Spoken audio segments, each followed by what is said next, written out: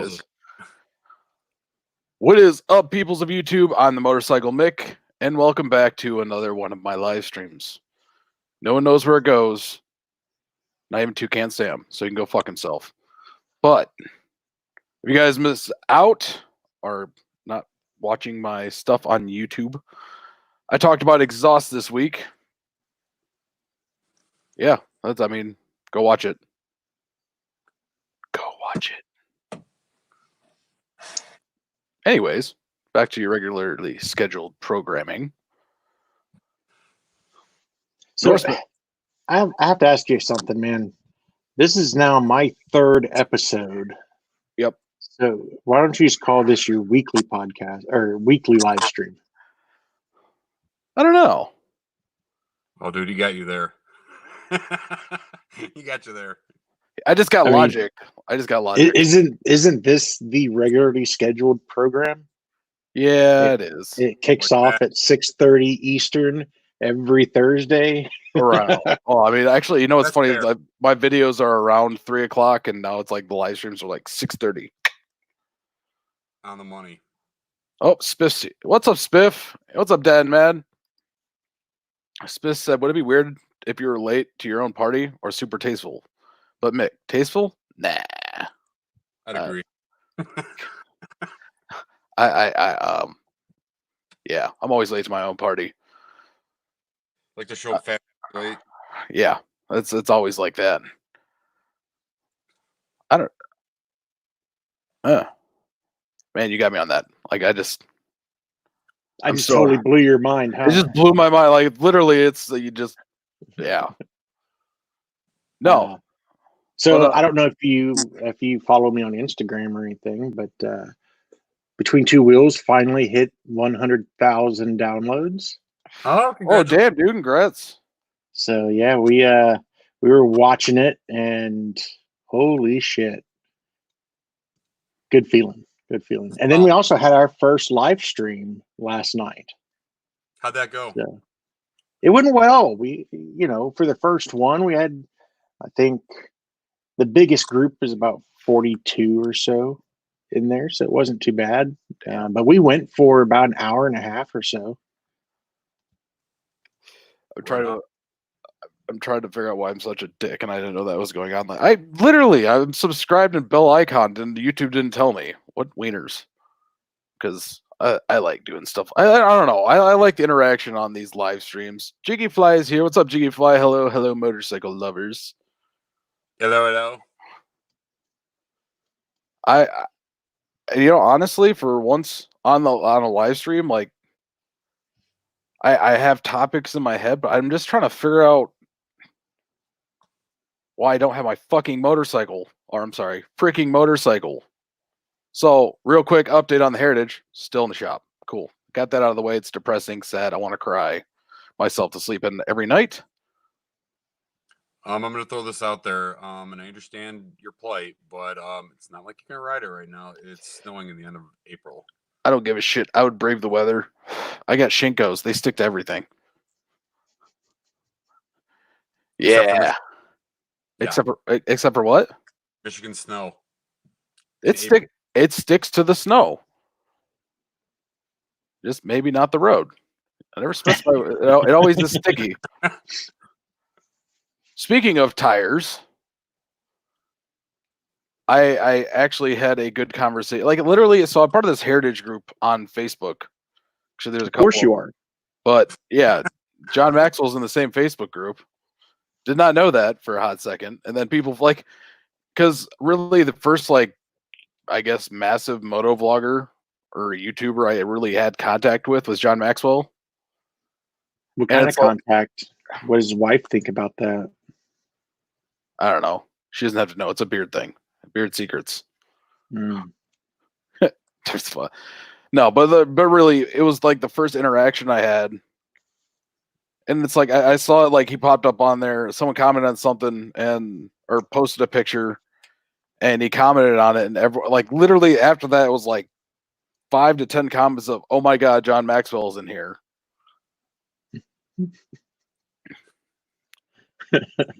Getting a little starstruck. Yeah, Actually, you know what? I'm gonna tell the Norseman about Norseman and Roadblock about the experience I've had through my mind about that dude with so the dude with the dyno. So I put up that video about my tuners back months ago. So this guy's watching the video about my tuners, then he comments and asks, he's like, "Hey, I want to get Vans and Hines 2-in-1 put on my bike and a tuner." And he said the dealership's trying to sell me on the Screaming Eagles Pro Street Tuner, which is their new whatever. And so he comments and asks me this, and I'm like, what kind of bike is it? What is it? And he's like, it's a Dyna. It's got 103. And I straight up told him, I was like, dude, you're out of your mind if you think that a Screaming, like, I was really cool. I mean, I didn't say out of your mind, but like in my mind, I'm thinking like the Harley dealer's out of their mind because they're trying to recommend a Screaming Eagle Pro Street Tuner over a Vans and Hines FP3. And the dude's got a bike that doesn't have a warranty on it and he wants to get pipes put on it. So and he asked me what I would do, and I said on my bike I'm putting on a 2-in-1 from Dan Moto, and I already have a Power Vision because Power Visions are god. But is it one of those trying to just push the Harley product line? Yeah, and that's something that really popped in my mind, like segueing into actually what I was going with, is that Harley pushing their products over. I mean, I understand there's EPA compliance and all that, but I still think there's a conspiracy behind that. But that's just me. No, Trump's gonna get rid of all that shit later. No, yeah. But what? Nothing. Fucking Trump. No, but so come on, where are you going with this? You're talking about the reality that's in your mind. I'm like, wait. No. I was with Johnny on that one. I thought we were actually going to take a trip through your mind. I think we probably were. But anyways, so it got me thinking about that. And like Harley pushing their products. And like I said, I understand there's the EPA compliance aspect of it for like the Milwaukee 8s. But like everything before that, I don't understand why they're pushing Screaming Eagle products. Because like it kind of fucked us with the new Heritage and the new Softail models. Because they put the cats in the mufflers. And by technical standards, you can void your warranty if you change the mufflers. But I mean, the research it's going to take to prove that is far beyond. Well, I mean, in theory, it's you get rid of the muffler, you're getting rid of the cat. Well, yeah, but that's why. No. If you change your muffler, you lose the warranty on the muffler. No, with the Milwaukee 8s, because our catalyst system is in our mufflers, if you change it to something without that, it can void your warranty, like your powertrain warranty. Yeah, it's messed up, but it's where you cannot remove any form of the catalyst off of the bike. Real quick, we got Nomad in here. I hope y'all are good. Dead Mad, Anonymous Biker, Patrick Hadrick showed up finally. Dwayne Sapp, welcome in here. But yeah, so it sucks because the mufflers. What's up, Scouse? So the mufflers, if you get like so S&S obviously was the first brand to have that type of muffler that already had a catalyst in it because it's S&S, and they always have Harley shit first. But like those S&S Grand Nationals just for slip-ons for the set's like $700, $700, and every other muffler is. Dude, I mean, what the most expensive one I can think of in my mind for slip-ons would maybe be Reinhardt's. Yeah, I'd agree. And those, I mean, even at that, like you're $400 into a set. Thunderheader. Yeah, I mean, honestly, Thunderheader would be. Oh, we got Chubbs in here and Yankee Texan. But yeah, the beaches. The beaches. Yankee Texan in Seattle. Happy St. George's Day, you filthy ungrateful colonials. Who's St. George? History started in 1776. St. George, Washington. I thought his stuff was taking place in February. In the great words of Ron from Parks and Rec, history started in 1776. Everything before that was a mistake. Wow. But no, so after this whole long trip of my mind, what do you what's your guys' opinions on voiding, like, with that in mind, like the catalyst being that? What do you guys feel about voiding a factory warranty? And when should you do it? When shouldn't you do it? And when should you trust your dealer to be able to do something to your bike? I'm not a fan of warranties like off the rip because I've never really had good luck with them. Of course, I've never had a new bike to have that, but just looking at like what I've heard friends go through, it's just, I don't know, it's always a fight to get something fixed on there. Like, I don't know, a buddy of mine and I went to trying to look at some rusted spokes and a cloudy speedometer. That's being oddly specific. Yeah, very oddly specific. And what do they tell you? It's a regular wear and tear. Yeah, so when was the last time the seal breaking on your speedometer to cause any type of, condensation between the glass and the reed? Like, when was that normal wear and tear on a 18? Yeah. Harley. I'm So asking, just ask the question. So Roblox, what he's talking about is the fact that my Heritage has the rusty spokes. Well, not anymore. Once the new wheel gets here, and if the new wheel gets there. No, it's being made. Like, I had to pay big bucks. Oh, okay. It hurt. Peace, man. But so I have a speedometer because those 13 Softails have that. They have the issue with the speedometers fogging. Mm-hmm. And Harley's official warranty fix, like straight from the lady's like, hey, the Harley's official warranty fix for this is to let your bike sit in the sun for a couple hours. It'll be fine. It's like, and I'm going to tell you this. My 97 does that. Okay. But it's a 97. I can understand. Okay. 20 plus years on a seal, that's asking a lot, but they are right. You throw it in the sun, it evaporates, dissipates, with whatever you want to call it. But on a bike that's less than a year and a half, 2 years old, that shouldn't happen. That's just poor craftsmanship on the seals. Yeah. So stand behind your product. That's all I ask. So here's the thing. You get the people who are legitimately bringing their shit to the shop and it has a problem. But then you also have the other half that they're fucking something up and then trying to get the dealership to warranty it. So I can see why they would push back, but with my experience with the dealerships, I will fight tooth and nail on a warranty item. And I always found that I'll tell them, hey, if this is not covered under warranty, I'm taking it to an independent. And somehow it always gets covered under warranty.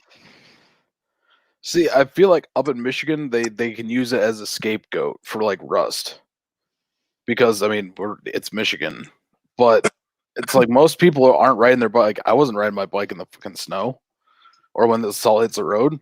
I mean, and it's stored properly. And it's like, I don't understand how a year and a half old chrome is rusting and pitting, and that's normal wear and tear. Like, so I learned a valuable lesson. I properly stored my motorcycle, and it started rusting, in the first 2 years. Turns out my dad's pool chemicals, being inside the garage and in, I guess, close enough proximity, ate through that chrome like it was nothing. Yankee, Texas, I've been lucky, buy new one every couple of years. Only issue is with everyone blows a cylinder or head gaskets. Damn. That's what. And I thought I rode hard. Yeah, I mean, that's full rabbit the whole time. Hardcore Yankee minute. Texan. Are you trying to tell me that you're not supposed to keep it in the red? What do you mean 6 gears? I thought red line meant the turbo kicked in.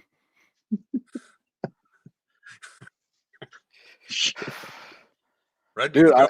I saw the Go. like literally the other day. I saw the funniest fucking GIF, and it was like, you guys ever seen Too Fast Too Furious? Yeah. Mhm. So it was Paul Walker doing his shifter thing, looking at the lady, and then at the end of it, like when it skips to a scene where it shows a car driving through a crowd of people. That's about how it goes. Yeah, At least down here in the D. but no. Anyways, back to my. So I know you were saying like with warranties and coverage. Something that is a big question to me is, and especially I dealt with this with the Milwaukee 8, being a brand new bike, is break-in periods.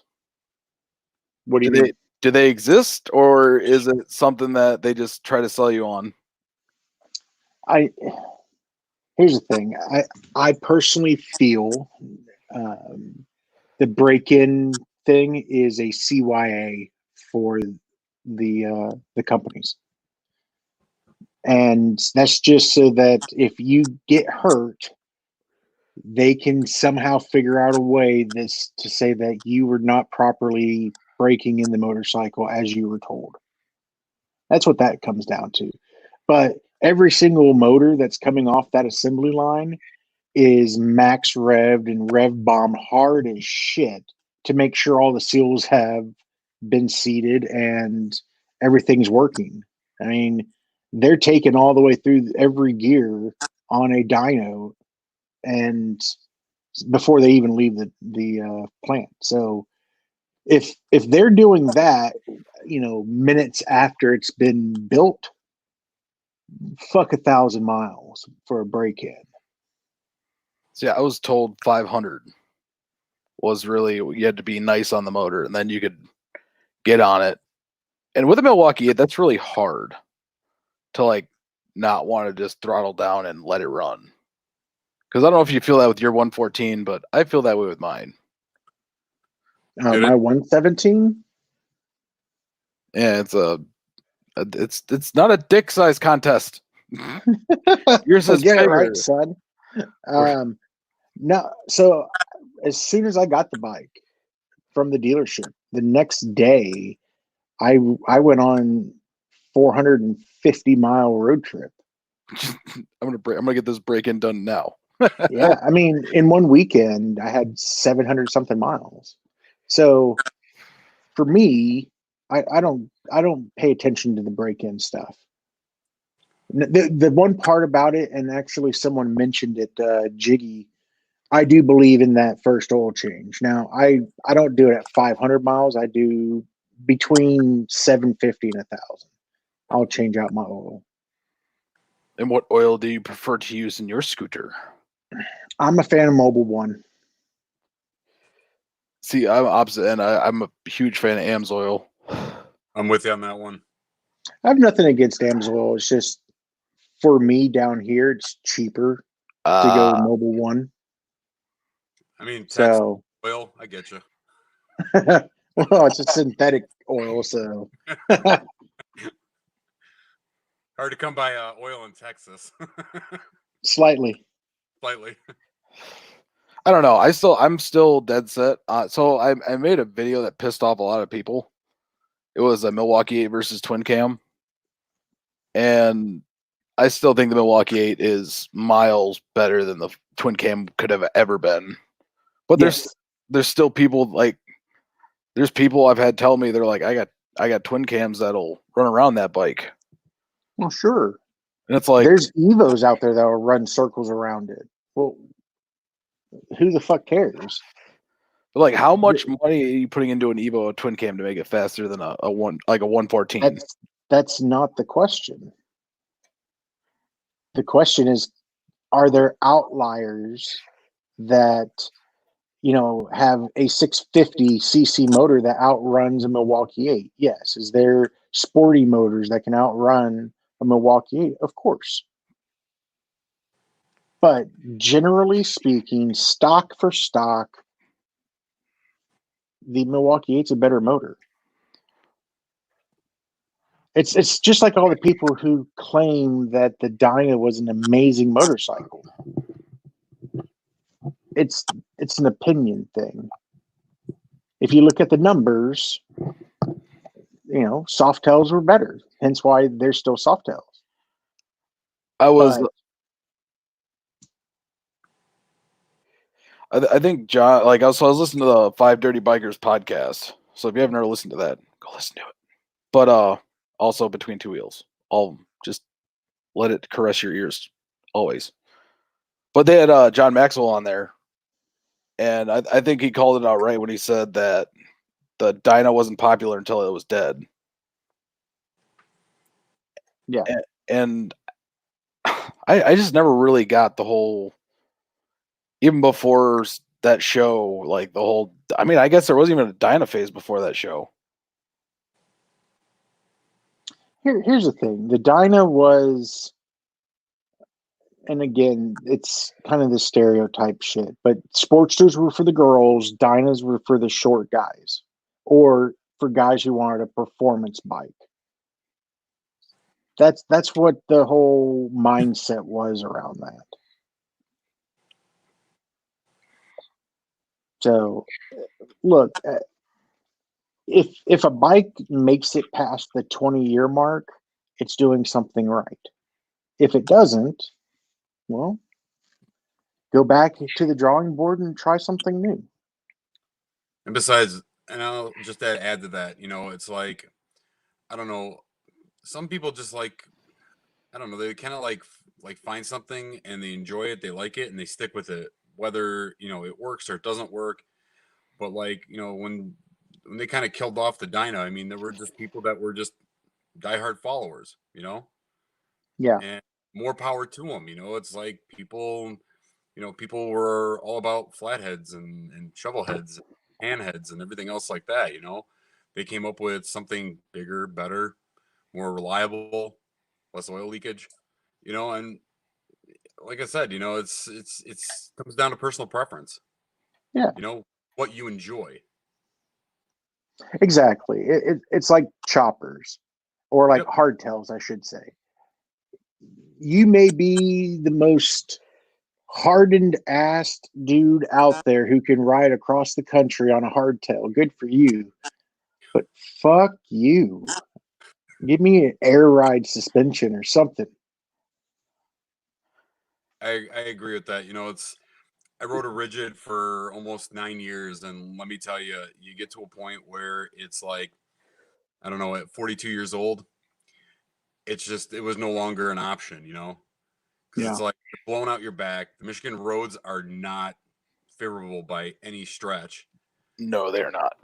And I tell you what, it's one of the reasons why I named my bike the Clincher is because, somebody asked me one time, what's that all about? And I'm like, well, if you've ever ridden in Detroit, as you're coming around a corner and your ass end's chirping out from underneath you, your asshole is clenched to that seat. So that's kind of like where I was like, all right, I probably need something a little bit more user friendly, at least fine to the kidneys. Because it's like you get tired of like wearing kidney belts all the time. It's just not fun. It takes the fun out of it. So you said if a motorcycle makes it past 20 years, they're doing something right. Yeah. So the Sportster's been around, what, 40 plus years? Yeah. Do you think it's seen its last year? Do you think when they bring out the new bikes that the Sportster's gonna kind of cease to exist as we know it? Nope. No, I think that they're gonna finally update it. I think if this new Revolution motor or whatever they're calling it does well, we could see that in the Sportster. I wonder how that motor would do in that Sportster compared to, I got 1200 Evo, and that thing is fun and fast, but you put not a lot of power down per se with that bike. Now, when you put like the new 975s or the 12, was it 1250, 1230? into that bike is, I mean, how's the performance of that bike going to change? I don't know. I think it's one of those things where if they're building the engines right, because it's supposed to be a modular motor, right? So if they have the ability to keep one side of it horsepower driven, so like the Street Fighter, the Pan America, like that, and then they have a way to make one that's torque heavy, then something like that could go into the Sportster and pull it. Yeah, I don't know if they'd have to redesign the suspension on that. I mean, would that? Yeah, I mean, would we actually finally see inverted forks on a Sportster? Maybe. yeah. I just can't see them killing off kind of the last of their iconic motorcycles. Yeah.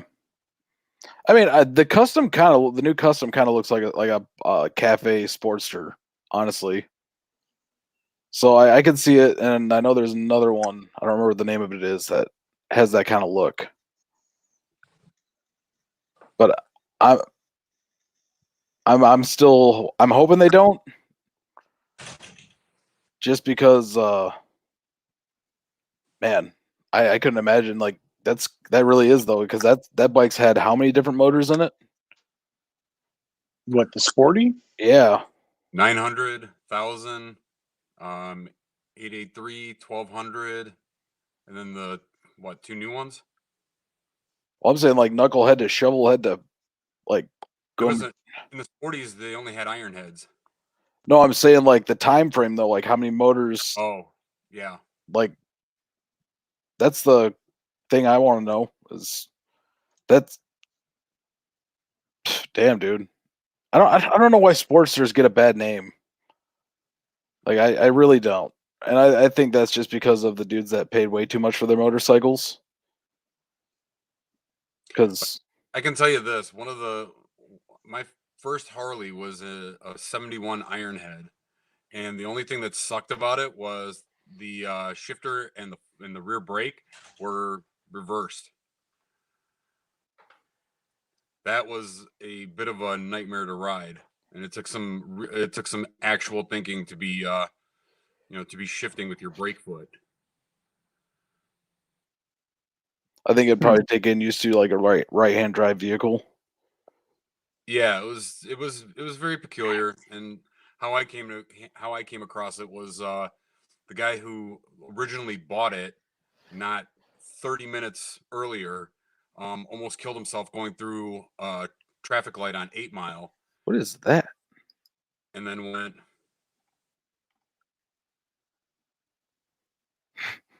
That looks intriguing.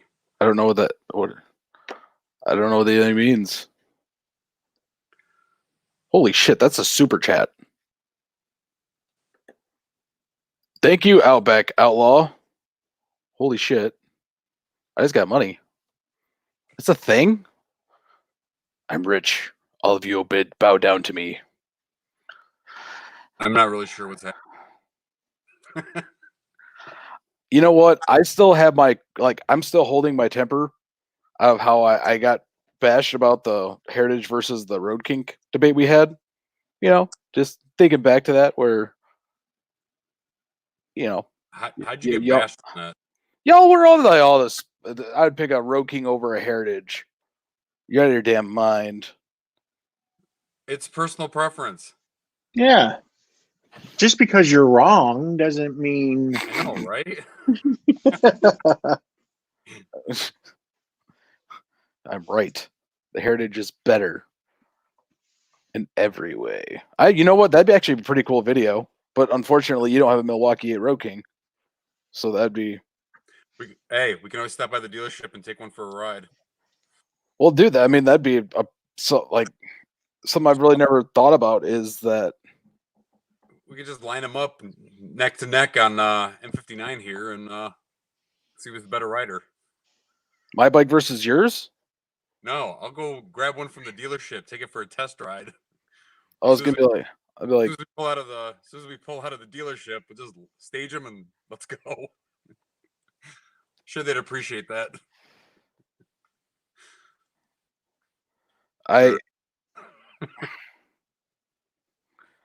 you know, I still think that the Heritage, like, here's the thing with the Heritage Softail versus the Road King, they both come with bags, and really, if someone's buying, I guess, like their first bagger. Oh yeah. Oh, real quick. We get. I forgot to mention people that jumped in here. Dwayne Sapp, I already said. Outback Outlaw. Also, the super. Thank you for that super chat. That's awesome. I'm speechless. I'm speeching.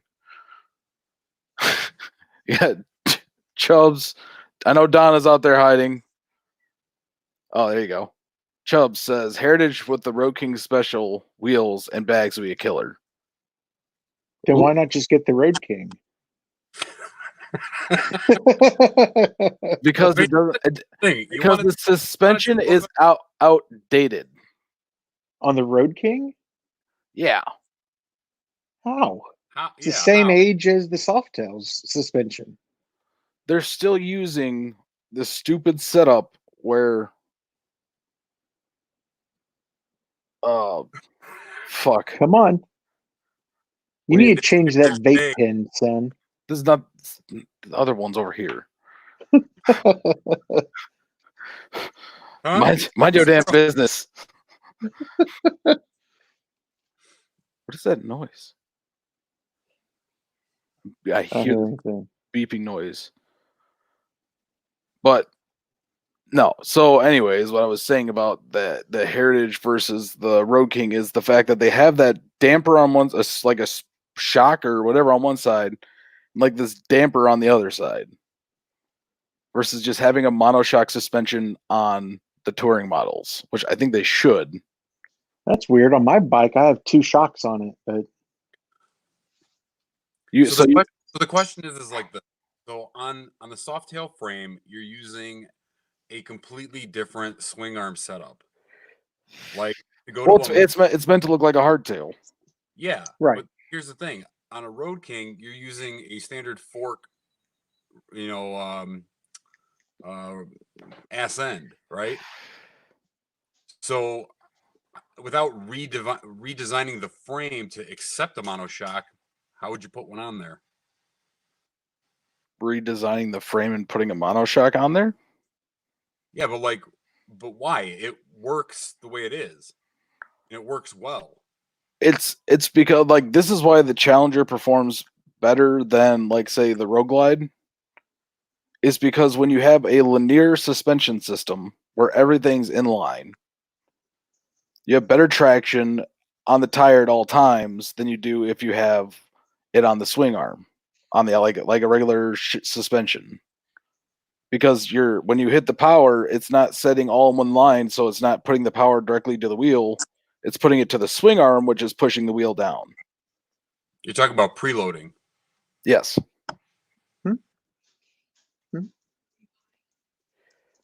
Okay. I'm a live stream. Hi. Hello, Motorcycle Mick. I guess it's now my new Thursday night live stream. Yeah.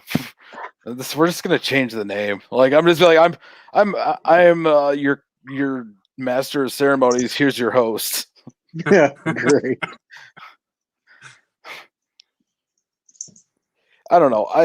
I think the it's not even preload. It's even under load. So like when I hit my throttle on my bike, right, the wheel starts spinning, but all the power transfer is to the rear wheel because the shock is on the swing arm pushing it down. So unlike the old Softails where it was like parallel, mine's at a horizontal, like big ass monoshock to the swing arm. It's just you're changing the angle of which you're absorbing. You know what I mean? No, but I'm saying like, okay, so if I'm trying to drown someone, right? Really bad analogy, but if I'm trying to drown someone, if I push on the sides of their head versus taking my whole hand and pushing on their face, which one's going to sink him faster? I think you're going to sink them equally.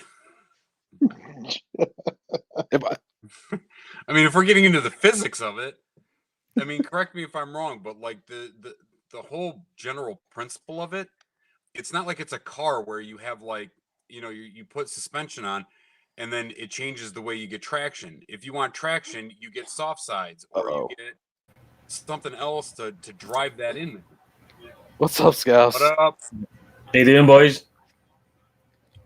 Hey. No, I still it's in my mind it's the power transfer and the way it works. Is physics is working better versus absorbing on this. Like everything in mine is linear. So when I go over a speed bump, my wheel moves up. Linear or linear? Linear. Stone deer. Anyways. It's linear. Line R. Oh yeah. Process, not process. Yeah, right. Jiggy Fly says if I was interested in a bagger, I get a Suzuki Boulevard. Harley isn't the end all be all. He's Yeah, right, but, Jiggy Fly. I had a Boulevard and it was fucking gleaming. yeah, but okay. Let me run a situation past you, all right? You're at the bar. There's some really hot girls, all right? You want to take one of them home with you. Now you walk outside and you're like, oh, this is my Suzuki. The girls can be like, gay.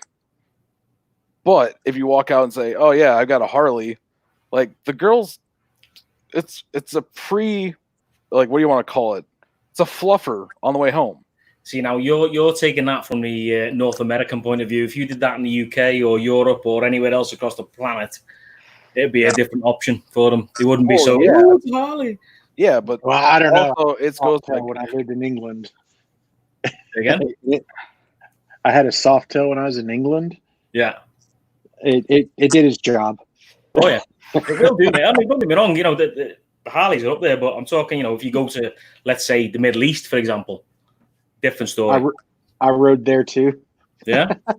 Jesus. they actually have their own Bahrain. they actually have their own motorcycle brand in Afghanistan. Yeah, they do. Camel? And no, it's called Hellman. I seriously want to buy. I want to see if I can buy one. I want to buy a Hellman motorcycle. It's about yay big and has 2 humps. No, it's actual motorcycles, dude. And I just want to ride through the streets going, "Blah," just like scaring the shit out of people, dressed up like Star Wars or something. Yeah, they're not exactly the best. Sir, you're driving around looking like a terrorist. I'm a fucking Tuscan Raider, you racist fuck. So, Johnny, where were you in the UK, mate? How come you were there? You live over there or what? No, I lived in Lincoln. Oh, I was based out of a Royal Air Force base up there. nice. So, what are you at American Air Force, obviously? Navy. Navy? Oh, Jesus. I think I know what you mean, mate. I'm Army, so I know all that side of life. I don't think I don't know. I don't know if we know everything about the Navy because some. No, as in the bases in the UK, what he's talking about. Yeah. Minwith Hill. You know what? There was a sister to that one. Got you. Right, I know what you mean. You know what? 50 men went down on a submarine yesterday. What? 50 men or 100 men went down on a submarine yesterday. Where? 49 couples came up. Oh, for fuck's sake. Wow. You always have that one couple that's fighting. I thought you were going to tell us there's been another fucking Kursk or something like that then. I was like, fuck, not again. What? It was the Russians. And what do you really expect from the Russians? Whoa, slow down. Slow your Yeah. Easy. Let's not go there with that. You say for Mother Russia, and they'll just do whatever you say. You have to do it for Mother Russia. Okay, but you got to understand this, okay? The way things worked back in World War II is you were told go that way, okay? And no matter what happened, if you were on your way back, you get shot by your own. Well, the Kursk went this way and stayed this way. No, he's right. The Norseman's right. They used to literally just go fight the Germans, and they go, I haven't got a gun. I don't give a shit. Go fight the Germans. You know, people one gun between 5 people.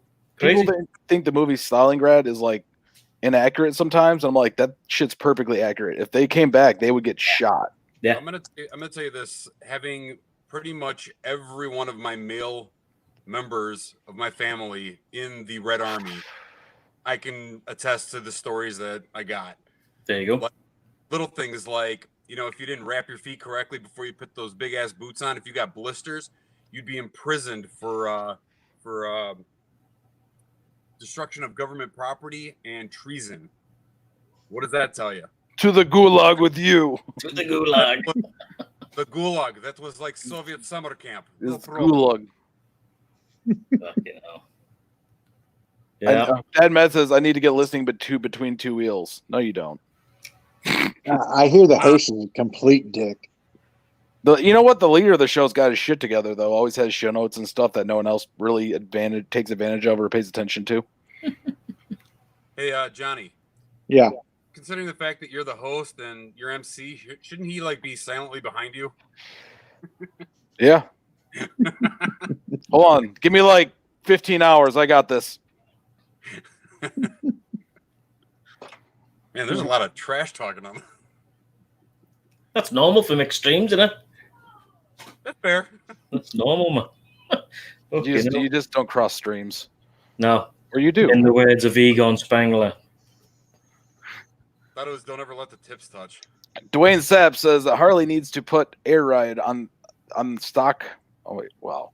Harley needs to put air ride on bike stock, or they will sell or put on Stock Harley. bike. Yeah, Harley will. Do you want me to translate that for you? Harley needs to put air ride on their stock bikes, and they'll sell more. There we go. I got it. He won't, because they'll inflate the price by about 10 grand, and he won't sell shit. That's true.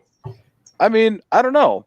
They're getting better. Maybe $8,000, and they'll sell 60% of what they thought. Yeah. You know, I hear a lot of people say this, and honestly, for Harley, it probably wouldn't be that expensive. But once again, yeah, you'd be at as an option kind of thing, or you can have this as an option. Yeah. I mean, Exactly. I think in this day and age, it should be standard stock. I mean, I don't know, like, I hate the fact that like so many things have now become like still options, and it's just it just draws that price way the fuck up there. Mm. You know, they wheel you in with, oh, I can get it for 18 grand, you know, but then before you even leave the dealership, it's just all these different things that you want to change on it to make it more comfortable, or you know, make it right. Your money drives the price up, and you're walking out of the dealership at 24,000. Yeah. I don't know. I don't know if they would sell more bikes. I'm surprised it's not factory on the CVOs, unless it is now or not. But I think it should be something like that on like a CVO model, but I don't think it'll ever do anything like that. It's Harley. You're paying 50 grand for a motorcycle at that point, which What they would do is they'll put it on a trike. It's already got reverse assist on it. And they already have a CVO version of it. Have you seen that like soft tail trike? Mm-hmm. It's not the freewheeler. Is it the freewheeler? Yeah, because there's the tri-glide and the freewheeler. The freewheeler is the new like soft tail-ish, which I don't get that. I don't. What, you already had one trike. Why the hell do you need two now? Like, what, you're gonna make it more affordable at $38,000? Well, I thought it was a significantly lighter bike or trike, I guess.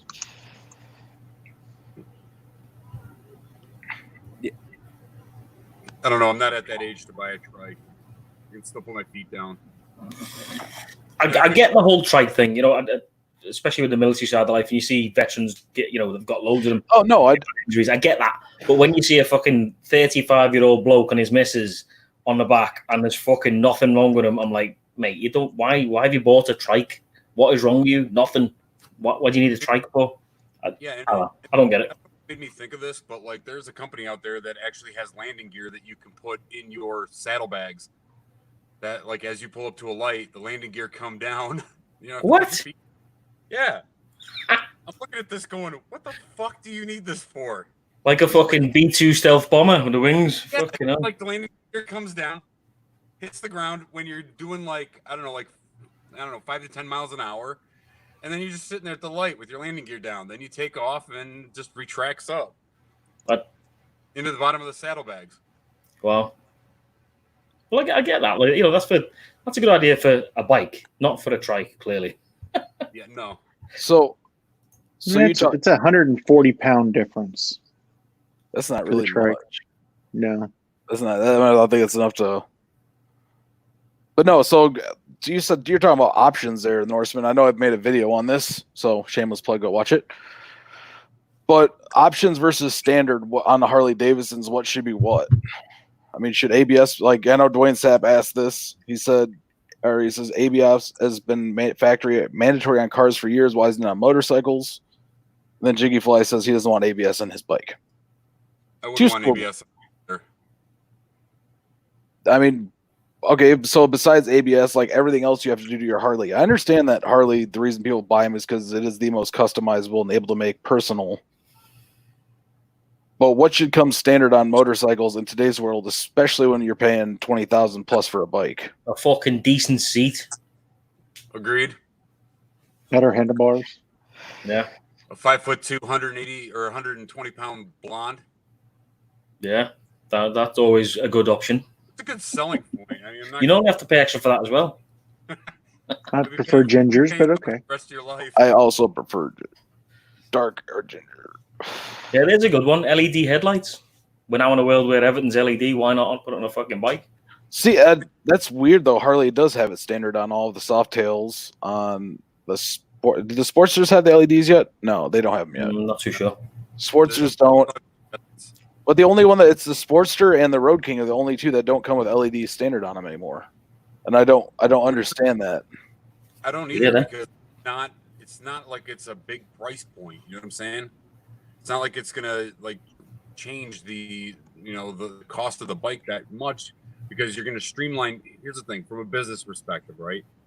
If you got the same headlights that you're putting in, you're gonna buy those in bulk, right? There's one less part number that you got to carry, so you can throw that in as a standard and save yourself on your value stream. Less SKUs.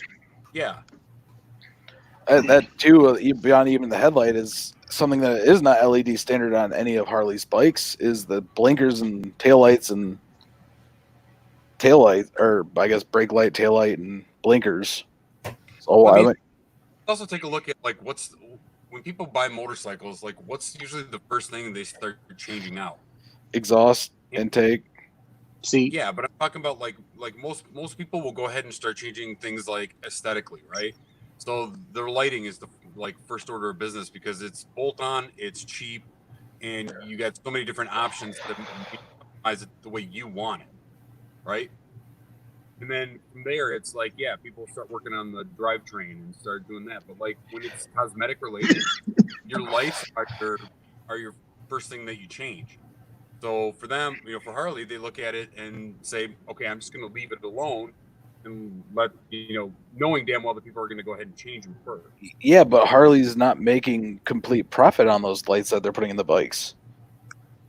Like it's not Harley's brand LEDs they're selling. It's they're selling the custom dynamics I'm really the only one I've seen in there. I know, but what I'm saying is that if Harley goes ahead, if Harley goes ahead and changes everything over, right, without realizing that they could save money by reducing you from a business perspective, right, they're going to go ahead and keep the price point down by changing over to. By keeping the incandescents that they have, knowing that people are going to change those out. If you look at how much they cost, like how much would if I wanted to upgrade my entire lighting package to LED, right? And I wanted to do it through Harley, how much am I going to spend on that? $500 a day, and then at least another $400 or something like that for all the other signals, right? Yeah, so I mean, if they make that standard,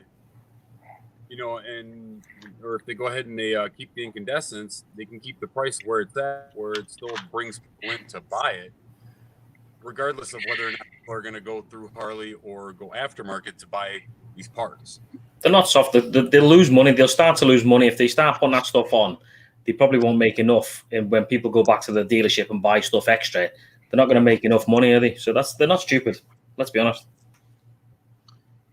Yeah, I mean, let's face it. Is it from a dealership perspective, and this is what we also have to remember, the dealership is not Harley-Davidson. Yeah. Dealership is Joe Blow LLC that's a franchisee, right? So if he or she makes more money selling the custom dynamics lights versus the Harley-Davidson lights, he's going to sell that, because at the end of the day, that's money going back into his shop, right? Yeah. And You're that highest margins. Say again? You're going to push your highest margins. Exactly. You make out of. Yeah, but from the buyer perspective of it versus the dealership side of it. All right, if I am comparing, let's say, an Indian and a chieftain and a road king sitting next to each other, all right, I would see all the added benefits on the Indian that's already there. I don't have to worry about. And I'd look at the Harley and be like, well, there's all like the headlight I got to change, blinkers, tail lights, to have all the LEDs on the bike, which is something Indian already has on it. So, I mean, I think from the fit and finish point, yeah, Indian's losing to Harley. But from the, like, actual... But look at the price difference. They're the same.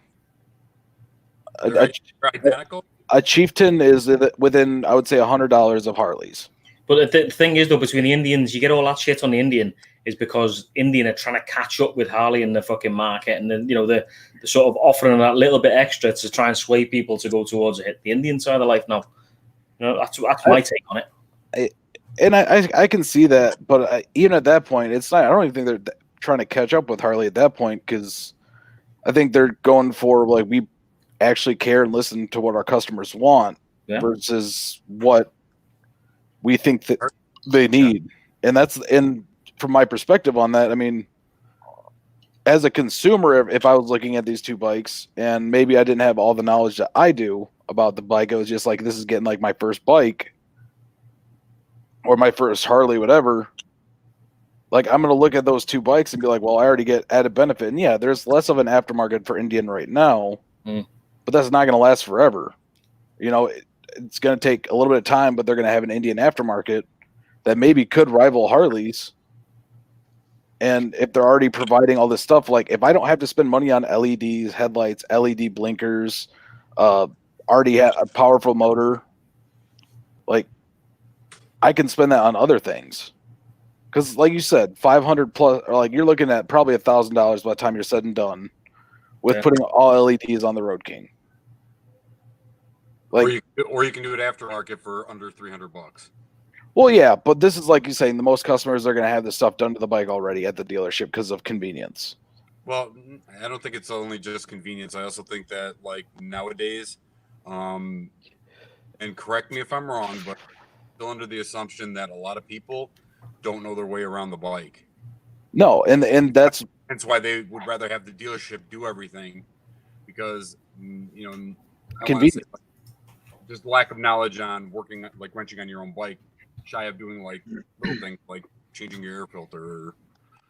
But at that point, for $1,000, let's say you can do a stage kit on an Indian, and still have $500 left over to get a new seat or do whatever the hell you want to the bike. But when you're already spending $1,000 just on LEDs, and then you're spending probably another $1,000 on the stage one, because I made that mistake. I had Harley and when I bought my bike, I had him change it over all LEDs. I had him put the stage one on it,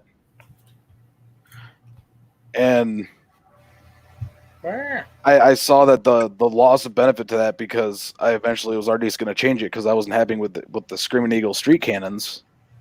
But I can't return those. I mean, I ended up selling them, but I can't return those.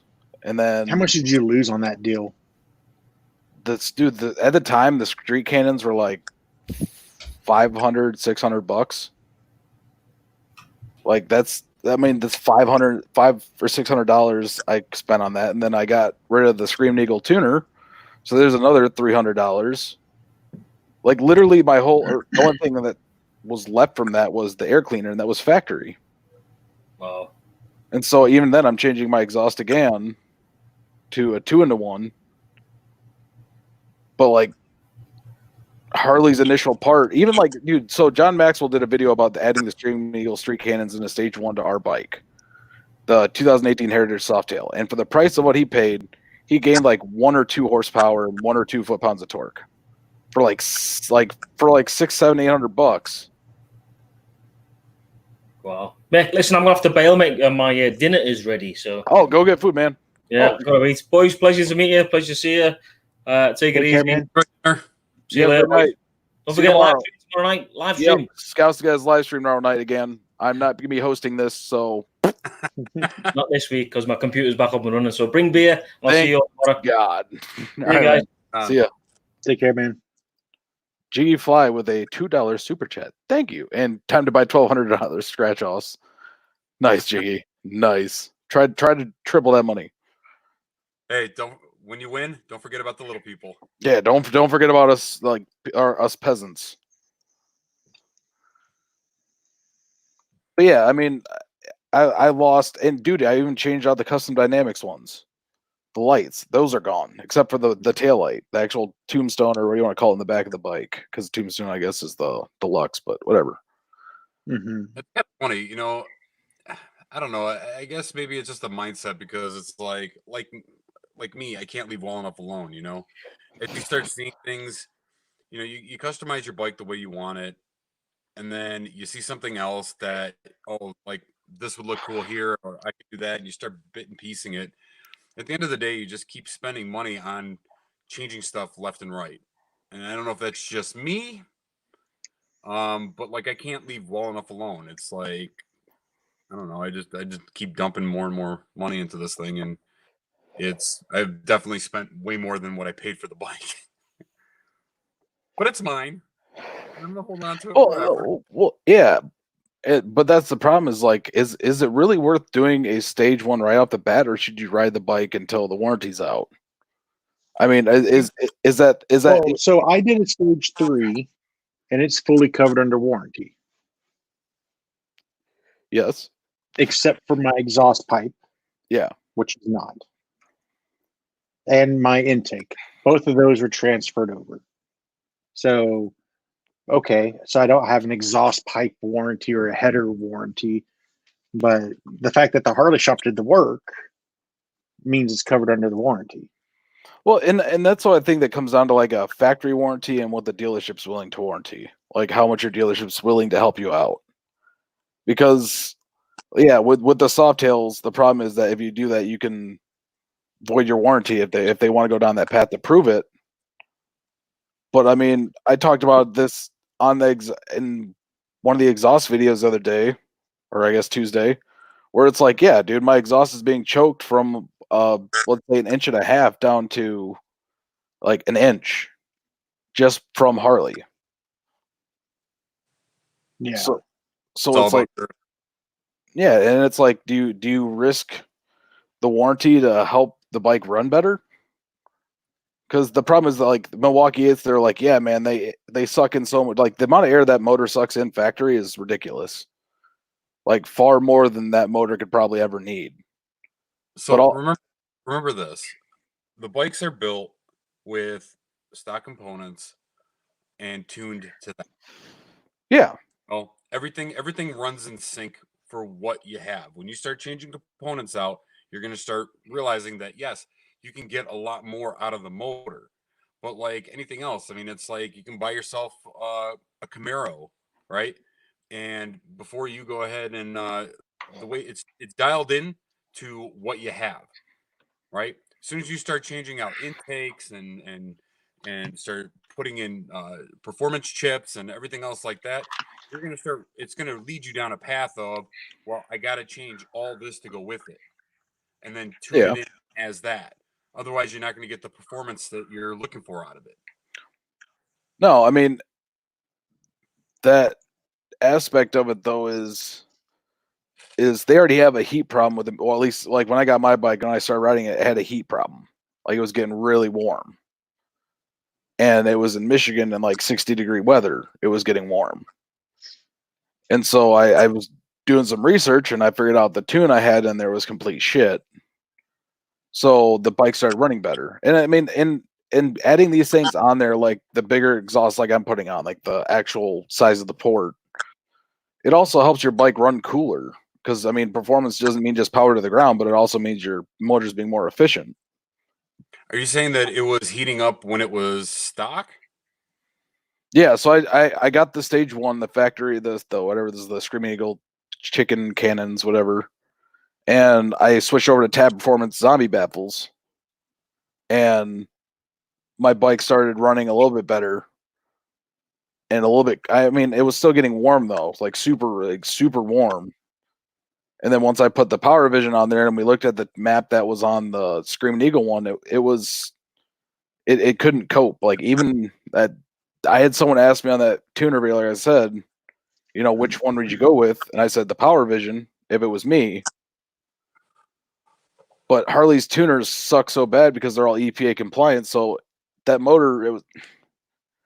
I don't want to say the Milwaukee 8 was made to not be EPA compliant, but I'm kind of saying that motor was meant to not be EPA compliant. Because you let it breathe and that thing gets a lot of power. Yeah. But, you know, at the same time, think about back in the 60s, 70s, what car manufacturers were doing on the muscle cars to keep the insurance costs down. May have something to do with that too. You know, just playing the game to get around regulation and other random acts of bullshit. I mean, yeah, no, it's not even that. It's that I want to have a bike that runs the best it can. And that's not from the just like horsepower and going fast and torques and all that stuff. I'm talking about like running around town, fuel economy, stuff like that. So if you're out touring and when you choke up a bike like that, I mean, I can only imagine the performance the bike is losing and the longevity of it, let alone the blowback in the system they have to put the oil back into the cylinders really causing issues. Because the problem is that the oil breathers, the vents go back into the air cleaner, like I guess most do, but it's I guess perspirates or whatever into the pistons, and I've seen pictures of Milwaukee 8s open, and it's like the pistons just look so gunked up. That's how all Harley motors operate. Well, and that's why I'm getting a catch can put on it. That's why I'm getting the S&S air cleaner for it, so I can actually hook up the catch can to it. Because I absolutely just don't like the idea. I mean, I don't know how well they're managing it in the Milwaukee 8s. Yeah, it's still a new motor. And yeah, you can void your warranty on it. But at the same time, in my mind, it's got to be. I don't know. I think it's got to be running its best. Yeah, look, here's the thing. If you want something to run its best, you have to weigh the risk of the warranty being voided, or you know, even just the cost. Does the cost make sense? And if you have to make a bunch of changes, does it even make sense to buy a new bike? No, and I guess that's a very valid point. Well, no, and it's something we learned with the Milwaukee 8 is that it was I don't want to say high performance, but I guess for Harley, it's a higher performance design. And they really restricted it. And I know that's, like I said, with the EPA stuff. But I feel like they could have designed a system that worked a little bit, like, you know, still was EPA compliant, but like, why aren't they using like a stepped header or something like that on the bikes? You know, something that helps it so that it can still be filtered factory or whatever, but it also is like good for the customer too. Because I mean, you could grenade a Milwaukee 8 motor just with a stage 1.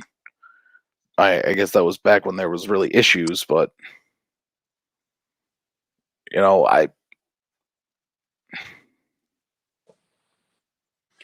don't know. There's probably there's thousands of different combinations and a whole ton of different things that you can do, and just trying to have people keep up with it is just not. I don't know. It's hard to train people, especially like mechanics at dealerships, to kind of like know everything about all the parts that go on it. You know what I mean? Yeah. That's why it's a lot easier from their perspective. It's just like a lot easier to here's what you get, and if you don't like it, you can always change it, but we're not going to work on it if you do. I still think there's a conspiracy with Harley and the EPA. I know I sound like the crazy person, but I still firmly feel that Harley worked with the EPA. Let me pose another point of view. If you look at what Harley's trying to do, they try to squeeze as much power that they can and still cover the entire market. So if you look at the standards between the US market and the European market, the only thing they're changing is headlights and the exhaust and the mufflers. If you look at what they're selling in Japan, it's muffler change only. So if they're able to do that and mass produce, that saves them money in the long run. Then they have the ability to sell you an aftermarket performance Screaming Eagle pipe. Then they can get extra money from the sale of the product, and then the dealership can get money on the installation of it. And that's why I think there's the conspiracy there. Because if because honestly, like Harley's sales were kind of dropping off, and then all this EPA stuff comes out, and then when you have to go to put a stage 1 on a bike, like a Softail, instead of paying what $300 for a set of Screaming Eagle pipes on the bike, now you're paying $600-700. So it benefited them. I mean, yeah, it hurt them, but also benefited them when it came to like selling parts for the bikes, because then more people were buying the Screaming Eagle part than they were like an FP3 because they don't want to void their warranties. Because before you could throw an FP3 on a bike and it wasn't a big deal as long as the dealership installed it. And after the EPA thing, Screaming Eagle became. Do you want to know how this can all be fixed? People need to go out and buy new Harleys. Think about it. They have to start making cuts. They have to start shoring up their bottom line. So things like cutting warranty coverage. Oh, I know. That's a great way to save money. And it's a great way of creating revenue. And the EPA gave it to him on a platter. Think about all the more Harley parts that got sold because of EPA compliance. And because, dude, I remember back in my buddy bought a bike in 2014. I think it was a Dyna. And he bought the bike, had him install a FP3 on it with a different pipe on there and everything, and it was still factory covered warranty.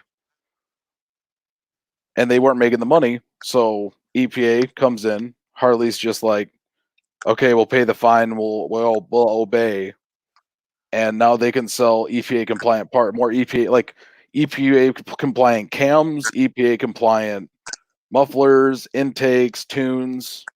They kind of become the one-stop shop for the Milwaukee 8 at that point, or I guess for people getting new Milwaukee 8s. Because you can't put anything else in there, otherwise you void your warranty. There was a lot of EPA compliant stuff that came out really quick with it. I mean, which they did their research and time to make it. But to be able to have a brand new bike out and be like, hey, here's a torque cam for it, or here's a horsepower cam for it, and your factory warranty still exists versus putting an S&S one in there, then they're making all the money. Because I can only imagine the dealership makes more money on selling Harley parts than they do like an S&S part for like the commission, I should say, or whatever cut the dealership gets.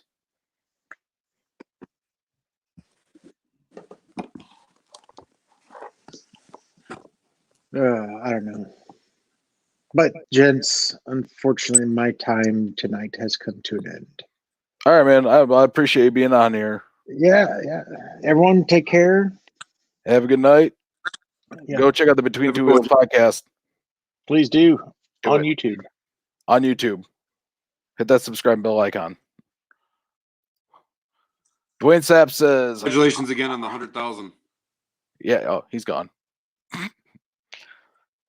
Harley-Davidson should start selling horsepower by the mouth like app on the phone. Nice.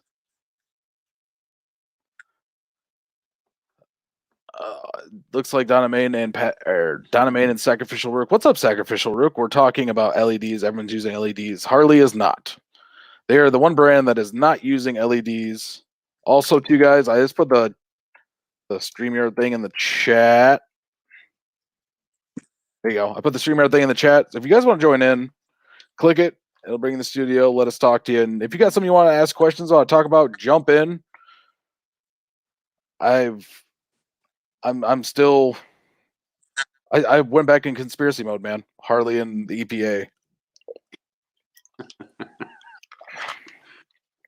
It's the way it is. That's quite true.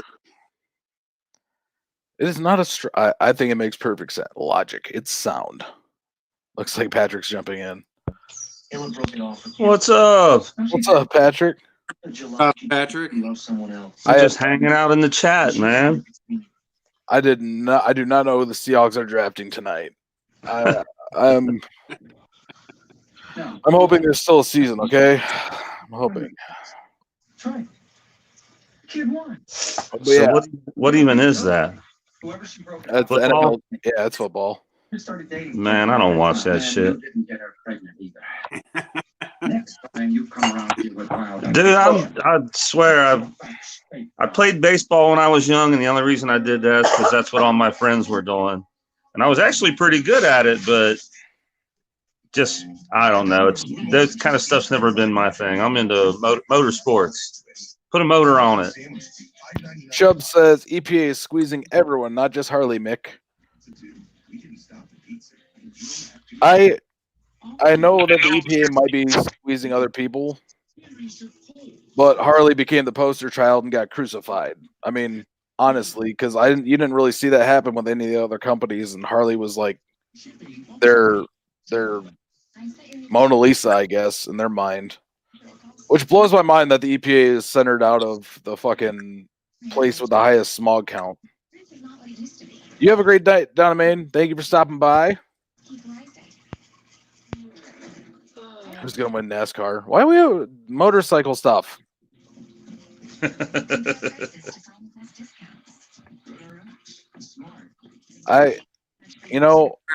you think's gonna take Isle of Man? You know what? That is a bucket list thing for me. I would love to go and see that. I've watched a bunch of it. Those guys are fucking ballsy. Yeah, I'm going to tell you this. It's a lot. You get the best seats watching it either online or on TV.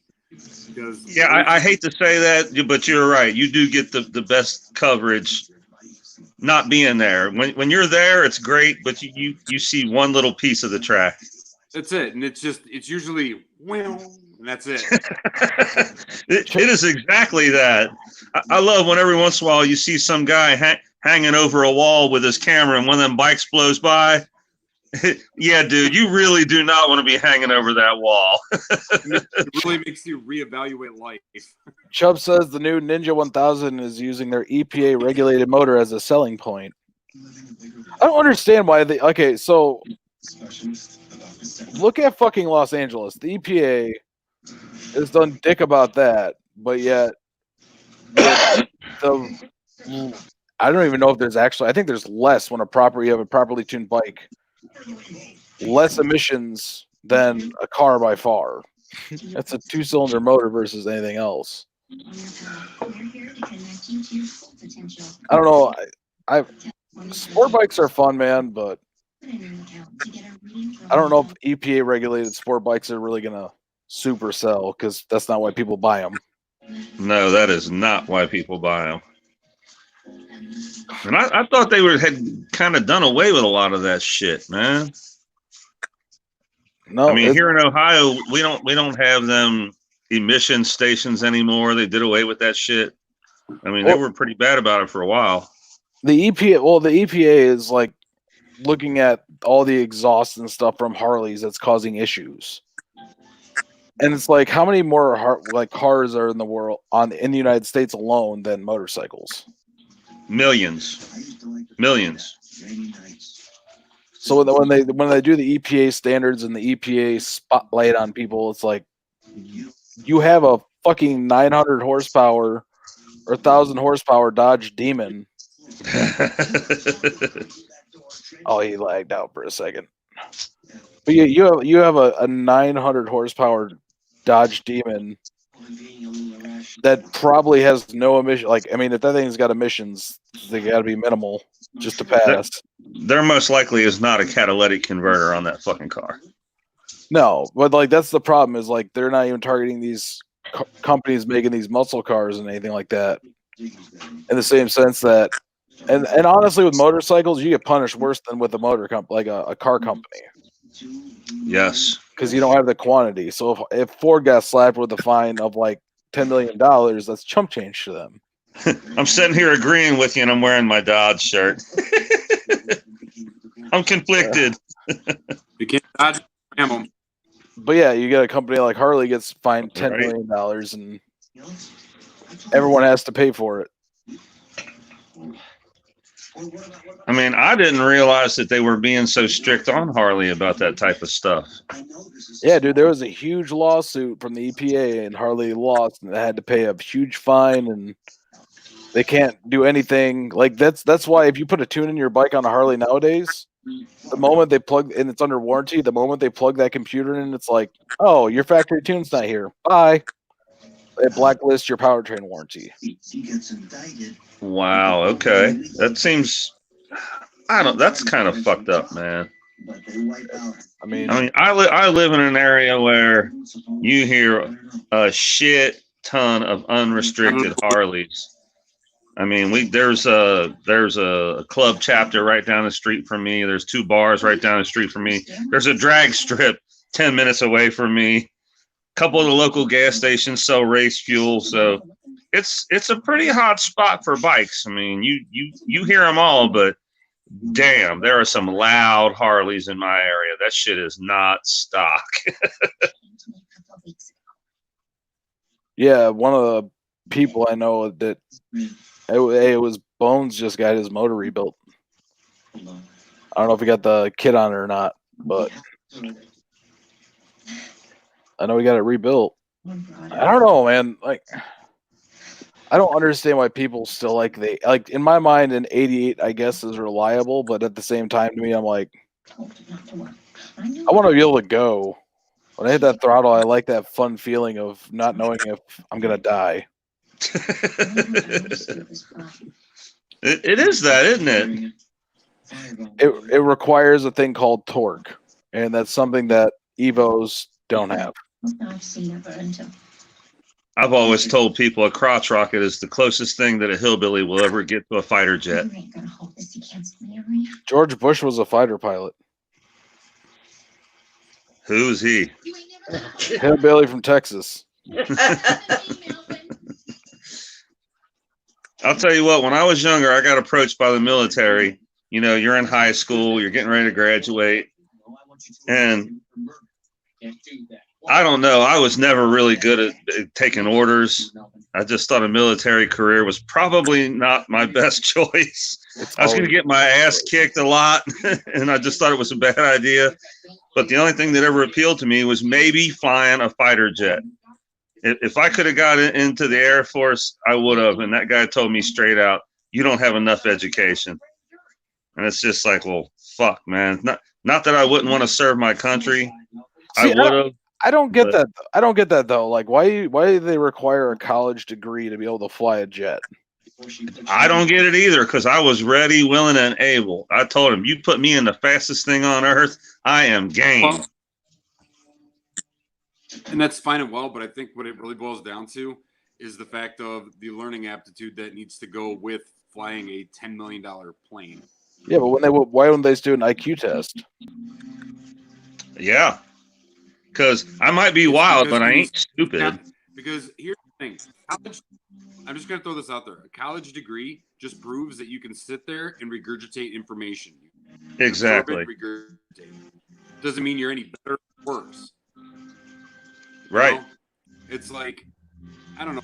I've met some of the smartest people on the planet, at least in my mind, that have no more than a high school education, but they know their shit. Yeah, you know? Yeah, I agree 100%.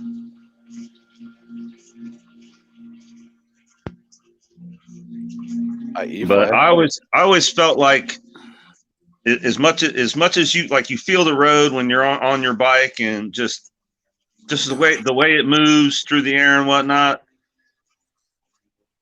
I just feel like flying something would just come natural. You know what I'm saying? Just the G forces and the way things move. This is an outrage. Melvin? I think this is. I've been wanting to actually. Another one of my bucket list things is taking helicopter lessons. I want to learn how to fly a helicopter. It's not bad. I never thought it would be. I like the idea of flying a helicopter. I've always wanted to do it. Always. Man, I'm still sitting here all fucking butthurt about my bike. I am literally like, I don't know. I'm so salty. So your bike's still not together? It's. I don't even think they've gotten the tire yet or the wheel yet. I gotta wait till they get the wheel to put it on. I thought you had both wheels. What the fuck? No, I did. That's It'll be part of the story of the tail of my wheel. The tail of my wheel. I'm sorry, man. I feel your pain. You sound super bummed. It is. It's knowing my bike is nearby and I can go ride it if I want to. That's what kind of sucks. And so they not even started working on it yet? They haven't got the wheel yet. We had to have it custom made for the bike. I, for some reason, thought you had both of your rims finally. I did, and then that one wouldn't work, so I had to get a custom wheel made for the rear. Oh, wow. But yeah, it's... Yeah, you got to be hating life right now. Dude, I honestly haven't had my bike out in like... I've been dealing with this for like a month and a half, 2 months. With these wheels. And I know it's like everyone keeps asking me, what's up, Gears and Gadgets? I keep asking like myself why, because I mean, honestly, yeah, I'm only going to do this once. So I only have to go through this headache once and I get it out of the way before really riding season starts. Or should I say bros? But like, that's the hard part in my mind where I just like the comfort of knowing my bike is nearby. Like I like being able to walk out there and touch her and feel her. I'm afraid you're gonna have to. So your bike's technically not at the shop yet. No, it's at the shop. It's in the shop right now. Oh, but they're nearby. Yeah. So are you at least cool with your shop? Yeah. No, it's not like I don't trust the bike there. Because when I take my bike, because it's so old, I don't think it gets the respect of the newer bikes. And I've even had one place tell me, your bike gets stored outside with all the other bikes they're working on. Of course. Only the brand new bikes get stored inside, and that just rubbed me wrong as hell. Well, like when I've been going through all this shit to get this done, like I'd say all my experiences with the shops I've been dealing with is really good. But yeah, man, like getting a wheels change on a Heritage Softail is a challenge to say the least. Because I still want to get my new air cleaner and my new exhaust on, but once again I can't because it sucks losing out on content. Because I've been trying to. What did you do? You got her pregnant. Okay, Gears and Gadgets says, I hate that I can't click on the channel's names to easily sub to people on these chats. There is a way to do it. I don't know exactly what it is. I watched looked a Google thing up a bit. Okay, so Gears, I got my new wheels. Well, one of the wheels the front wheel came from Demon Cycle. The rear wheel did not fit on the bike, so it fit on the bike, but not in the right way. And so the rear wheel is getting made by DNA. Didn't they send you two front wheels the first time? Yeah, dude. It started off with getting sent 2 front wheels. And then That's just I had fucked up. another 2 weeks to get the rear wheel. And then, honestly, Gears, if you're getting wheels, just go through DNA.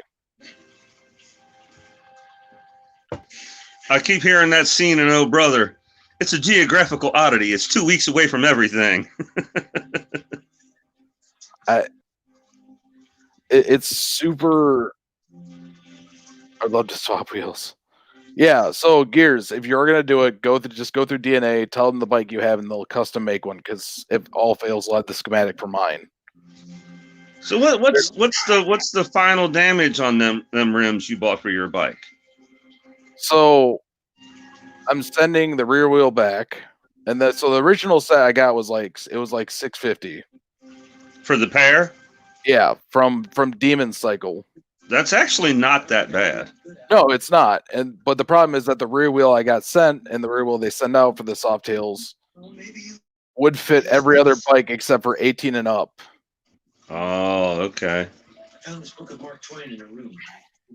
And yours is a 19, right? Twain wrote this when his daughter died. Yeah. No, mine's an 18. So I got the first year Heritage Softail. Okay. Actually, I think it was the first one sold at the dealership I got it from. Warm southern wind. And so it came with these chrome. I guess they're chrome spoke. I don't know why Harley doesn't use stainless, but they're chrome spoked wheels. Good night, dear heart. And Good night. yeah, dude, the wheels, like, honestly. So you guys might not know what I'm talking about. I know Gears will, but on the front of the Heritage Softail, the new ones, there's this chrome dish, which is supposed to simulate the old drum brakes on the bike. And that dish alone weighs like 5 pounds.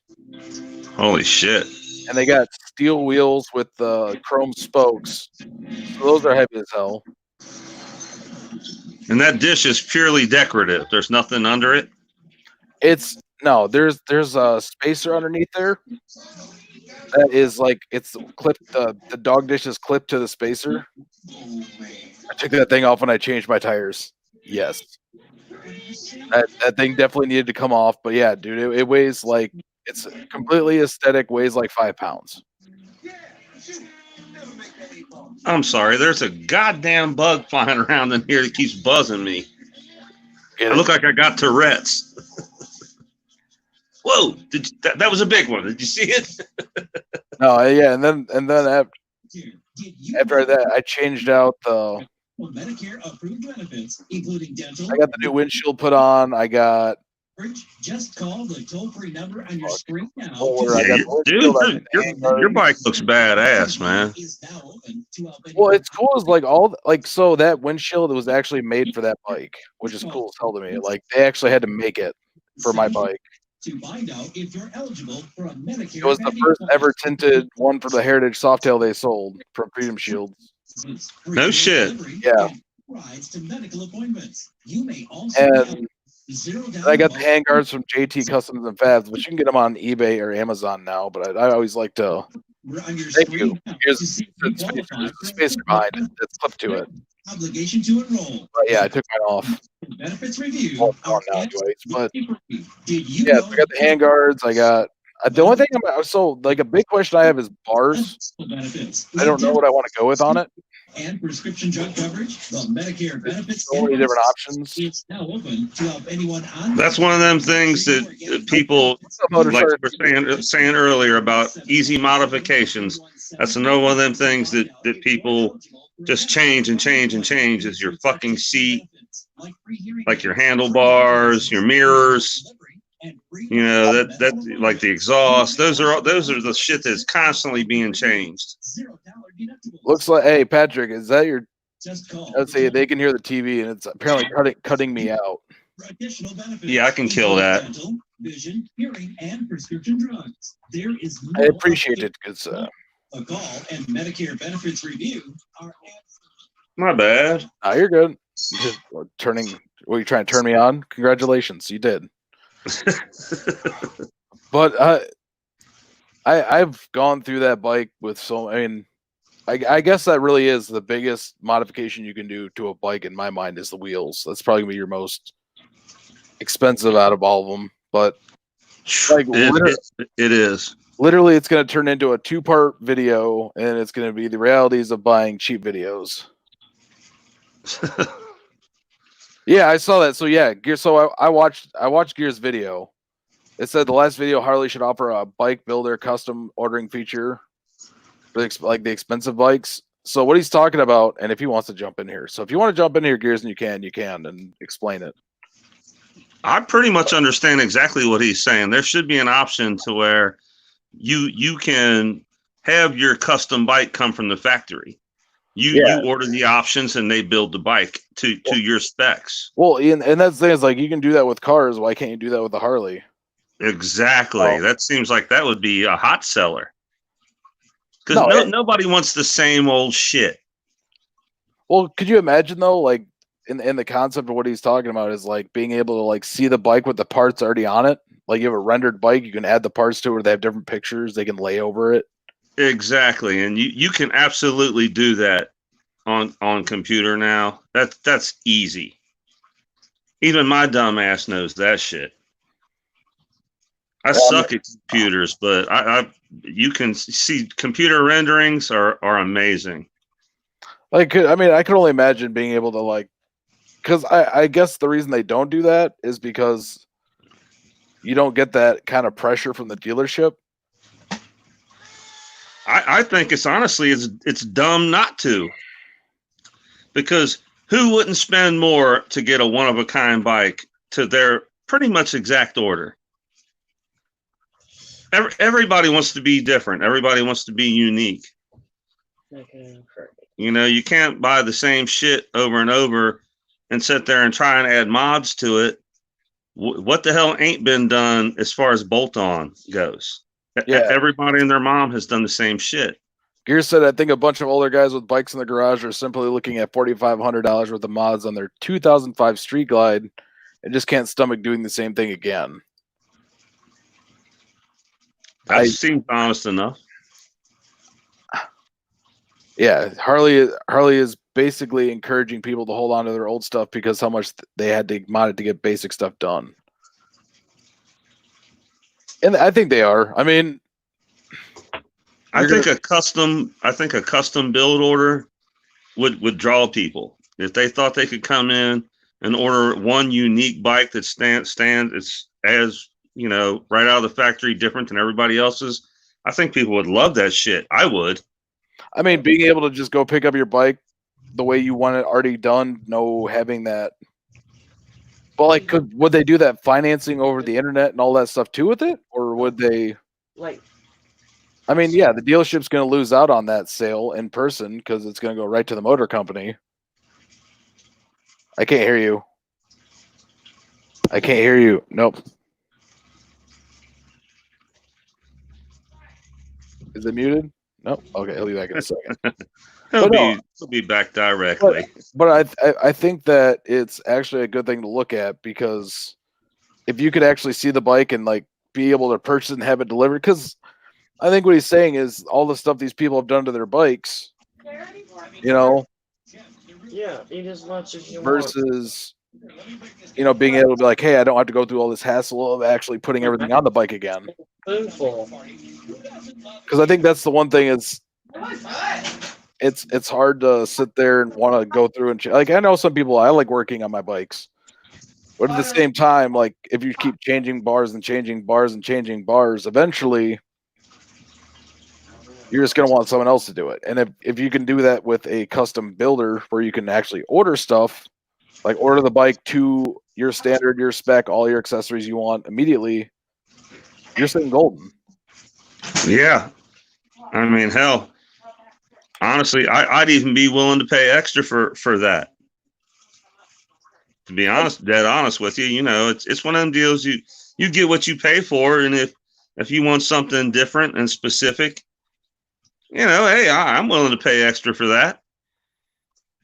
Yeah, I mean, the problem is when they just make it Harley parts, because I know Harley's doing some clone bars now that look like, I mean, they've done it before, but they actually look like another brand's bars. But I don't think it's hard, man. Like I don't feel like, for me, like I Bless you, I think. She about coughed up a lung. Sorry about that. All right. No, but I mean, I develop a bond with my bike, but at the same time, you know, what if something better comes along at a better rate, better offer? You know, you never know. But it's hard for me to let go, especially someone that's probably had their bikes new since, like, in that situation, 2005, and they've done all this work and all these accessories. Yep. Shit, my bike is like my ID, man. People that know me, they see my shit, they know that's me right off the rip. Have a good night, Gears. Got to bail. Daddy duties. Read the book about the butterfly that does some shit. I'm not even gonna ask. No, you missed. Were you were in the side chat last week? It was like we were asking. Oh no, you were in the chat when we were talking about the book he read about the caterpillar that ate some shit and turned into a butterfly. Yeah. Wasn't that an Alice in Wonderland? Oh, we can hear you now. Yay! I'm not gonna lie, I was pretty fucked up by that point, so I might not have got all the highlights.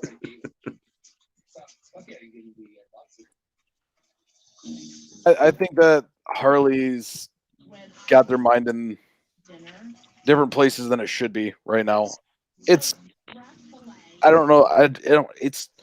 Do you blame it on obliviousness or ignorance? Because I think they still have this huge market. What? I was talking to my wife. Oh.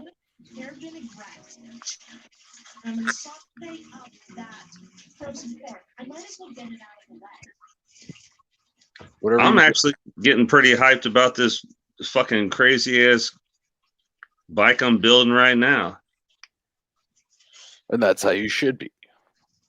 I'm pumped. I didn't get to work on it because it rained today. I tried to do my welding outside the shop because I welded in the shop and I started 3 fires immediately. So there's just too much dusty shit like rags. Holy crap, are you kidding me? But yeah, I'm getting pumped, man. I'm getting pumped. It ain't gonna be no beast by no means. It's just gonna be for fun. But I'm psyched about it. That's how all bikes should be. It should be for fun.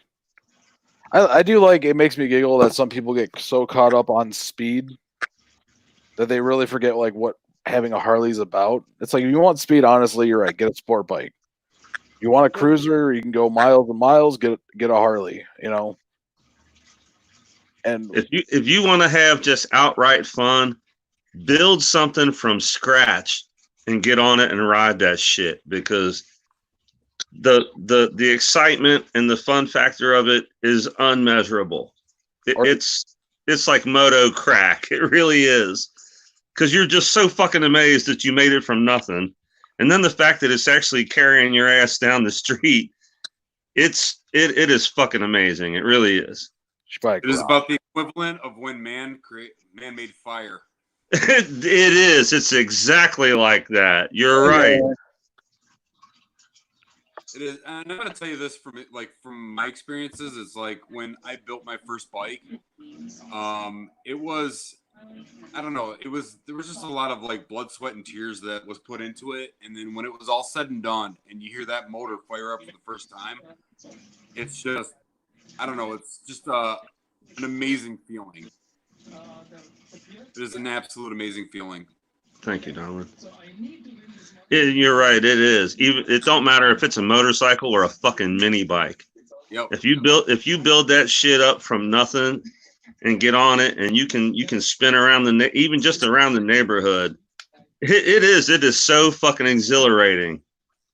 It's like I'm riding around on some crap that I just found in my yard and welded together. And here I am out, knees in the breeze, man. It's as bare bones OG as it gets. It was funny because it's like when I built my first frame, that was it literally came to me from Arrow Steel in 3 sticks. And I did a lot of research on like building jigs and building all sorts of different things. And I literally built it on a table, and I looked at it and I go, it looks about right. And then when you start piecing things together, like, you know, your motor mounts and everything else like that, it was just like, I don't know, it was just such a sense of accomplishment to like know that, like, hey, I literally, this thing came to me in 3 tubes, you know, and I bent this the way it should, and it rode straight, and I was pretty ecstatic because I didn't have all the high-end equipment that a lot of these other places had, you know. I was building this shit out of the back of the welding shop, so for me it was like, didn't have the tool, make the tool. Didn't have the jig, make the jig. You know, and it was a great. If you got a measuring tape and some squares, and you know some simple math, you can do some amazing shit. I'm just like you. I have no frame jig. I'm making this shit on the fly. I think that's cool as fuck. Like, yeah, it's like I made my own tube better. I made my own piranha to do like fish mouthing, and it was just like, it was actually pretty cool because like the collection of tools that I gathered along the way that I made myself was just, I don't know, I thought it was pretty cool. Yeah, I can see the benefit of building your own bike and the sense of accomplishment you feel out of it. Yeah, even if it's not like a show winner, it could be a rat bike or just I feel like, I mean, just some raw ass bullshit, and you can have so much fun. It is an amazing feeling. It really is. I think a lot of people like get that same feeling though from doing mods to their bike versus building one. Probably, I could see that. If you ain't got the gusto to go ground up, yeah, every mod you do to your bike should amp you. You know, you're changing it from stock. You're making it your own. You're putting your personality on it. Chubb says even picking up a barn find and rebuilding it. That'd be a cool thing to do. Fuck yeah. See, I've always had interest in that, as like just like restoring bikes. Like that'd be cool as hell to do. Just to be able to completely restore bikes and sell them. Dude, like you first asked me, you know, tell me about your channel, and I was dumbfounded. I had nothing to say. I was just, but no, now that I'm semi-comfortable in front of a camera, my whole thing has just been, even if you can't afford a super nice bike or the bike of your dreams, you can get into motorcycling and you can still have some seriously cool shit by personalizing your own bike, and it don't cost a shitload of money. You'd be surprised what you can do by yourself. I mean, Bike and Beards went to so I don't know if you guys ever watch his channel or not, but he talked about that, and he's like, they have public auctions and they have dealer auctions. And a public auction, like he literally buys the cheapest bike there, and he's had bikes he's bought for $100, like a whole motorcycle for $100. Yes, it might need like, you know, a carb clean or something like that, but you're still getting into riding for $100. I mean, you don't have to have that big brand new bike to be riding. And and even more than that, be on something cool. You know, it don't have to be brand new and luxed out. It can be just some old shit you redid yourself and personalized it. That's cool as fuck. You're still super unique. It's just you. I'm gonna tell you this though. It's like, if you're new to motorcycling, I mean, you going to the dealership, buying a brand new bike, spending all sorts of money on it, and outfitting yourself with like top dollar leathers and helmet and everything else like that, which I am definitely endorsing. You know, not riding in shorts and flip flops, but like, you know, like get yourself something inexpensive. You know, you're gonna lay the bike down. You're gonna drop it. It's almost a rite of passage, you know? And I mean, I've been riding for probably 20 plus years, and I've dropped my bike 3 times, you know? And it's going to happen. And I'm going to tell you, you know, the first time I laid down a bike was on the one that I built, and I was super pissed about it. You know, and Yeah. I mean, I went down. It hurts hard. it hurts your pride so bad. Well, it's yeah. I mean, in addition to the physical, you know, sliding off a bike, but I'm gonna tell you, like, what pissed me off was the fact that, like, it wasn't my fault, but I was a victim of circumstance, and I kind of gave right away to an EMT vehicle. But when I laid the bike down, I ended up breaking the shifter pawl in the transmission, and well, you know, it was just one of those things where you get real pissed off because now I got to go into the trans, I got to re-weld the pawl, and you know, not to mention all the cosmetic other things that I did to it. You know, I wouldn't be as pissed if I was on like $500 bike. Well, some generic shit you didn't give a fuck about. Yeah, I mean, if it was when you're on a bike that you've made a bunch of that stuff your damn self. That hurts, man. That hurts mentally. G-Fly says I bought my first bike brand new and never laid it down. He also I hope that stays the same way. I hope that stays that way. He also says he doesn't like biking beards. All the Harleys have 60,000 moles on them. Interesting fact. They have 60,000 moles. That's a lot of moles. That's moly. Holy moly. Are they the blind moles or the ones I can see? No, I'm sorry. Okay, so he does buy some high, like, because honestly, 60,000 miles on a Harley, especially like an Ultra, is nothing. Like 60,000 miles on an Ultra is. That's a different story. Yeah, but 60,000 miles like Ultra, like 20, 30 grand on a, or 20 or 30K or whatever on a Softail isn't anything. Because you got to look at, I mean, he doesn't sell those bikes at a huge like profit. It's just, it's just what it is. But I think he does, like, showing what he does actually is beneficial though, because like you can go to those auctions and buy a bike. It could be a cool bike. It could be just like a beginner bike. Like, you know, a Honda Shadows sell, like, you can buy one cheap as hell. Yep. Right. And you can beat the fucking brakes off that motherfucker and it will still run. Like, honestly, I think I want to, like, if I was going to buy a bike and rebuild it, I would buy a Honda Shadow. That's exactly what my buddy did, was bought an 84 1100 Shadow, and he brought it to me, and I put so much fucking shit into that bike. I fucking put custom paint on it. I polished a bunch of stuff. I put LEDs on it. I added switches for extra driving lights. It had a 3D fucking skull headlight on. He was into skulls, so everything had skulls on it. But he wasn't a Harley guy? I think he would love to be a Harley guy. He just will not step over the line for some reason. I'm gonna tell you this. It came out beautiful. It really did. It's been It's actually quite impressive the amount of things that you can buy for metro bikes. Because like I had a guy that I worked with that brought me a front end kit that ended up breaking it 5 degrees and going longer on the forks. And I'm gonna tell you, it's like all the work that we did to it.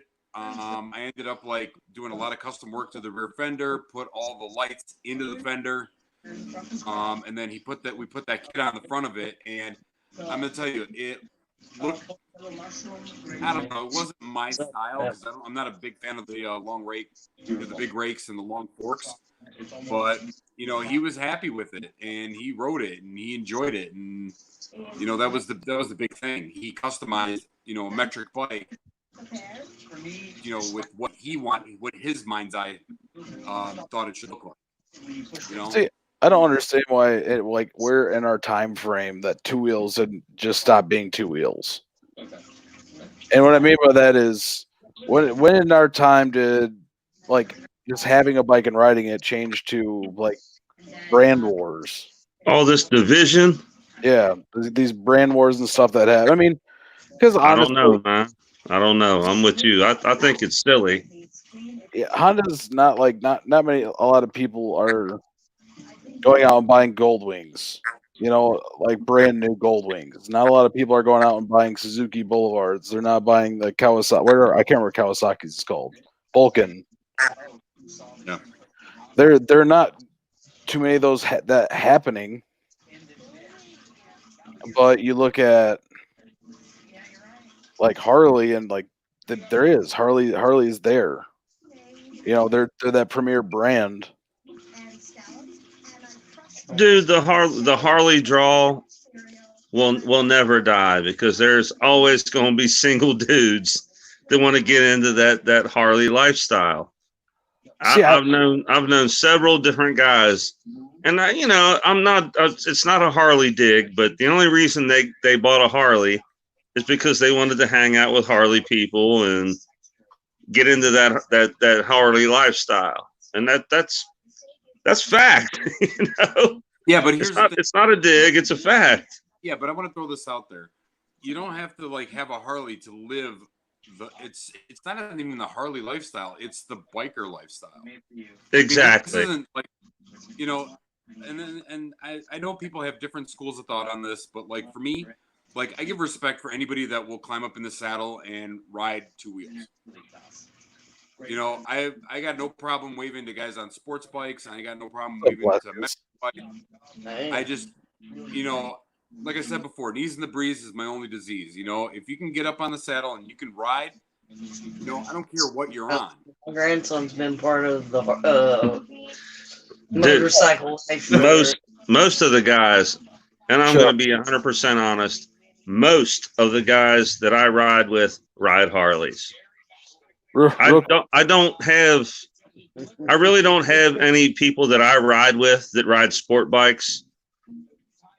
That's just how it is. All my friends gravitated that way, and that's cool. I dig it. I have no dislike for Harley whatsoever. It's funny, we'll pull up, and we'll all park, and I'll be the only sport bike out of like 15, 20 riders.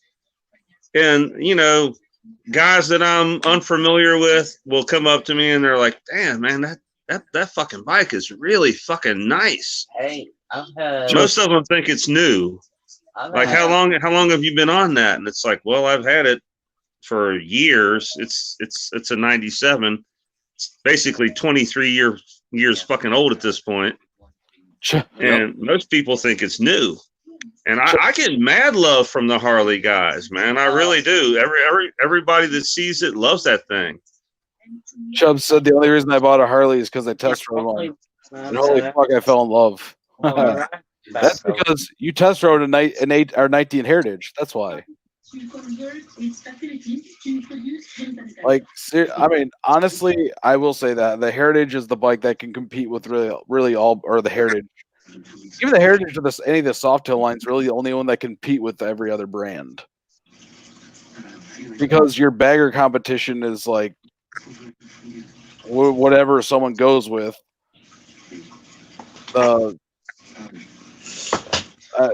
Lifestyle motorcycle, not pride. I like that, Jiggy.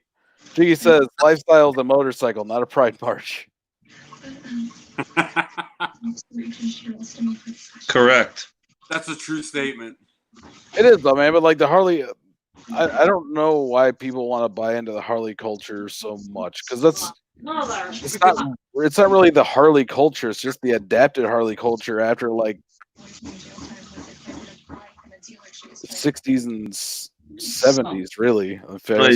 You got all the weekend warriors, bro.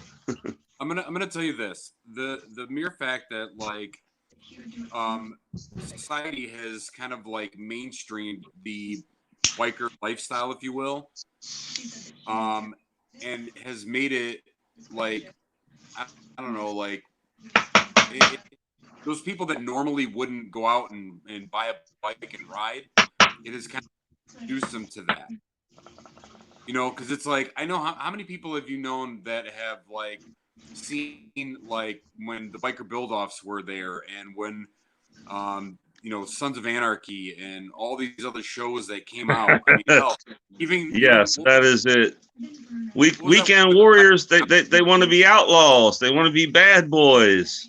That's the thing is, You know, they want to get out there and look like lawbreakers, you know, rebel against society and whatnot.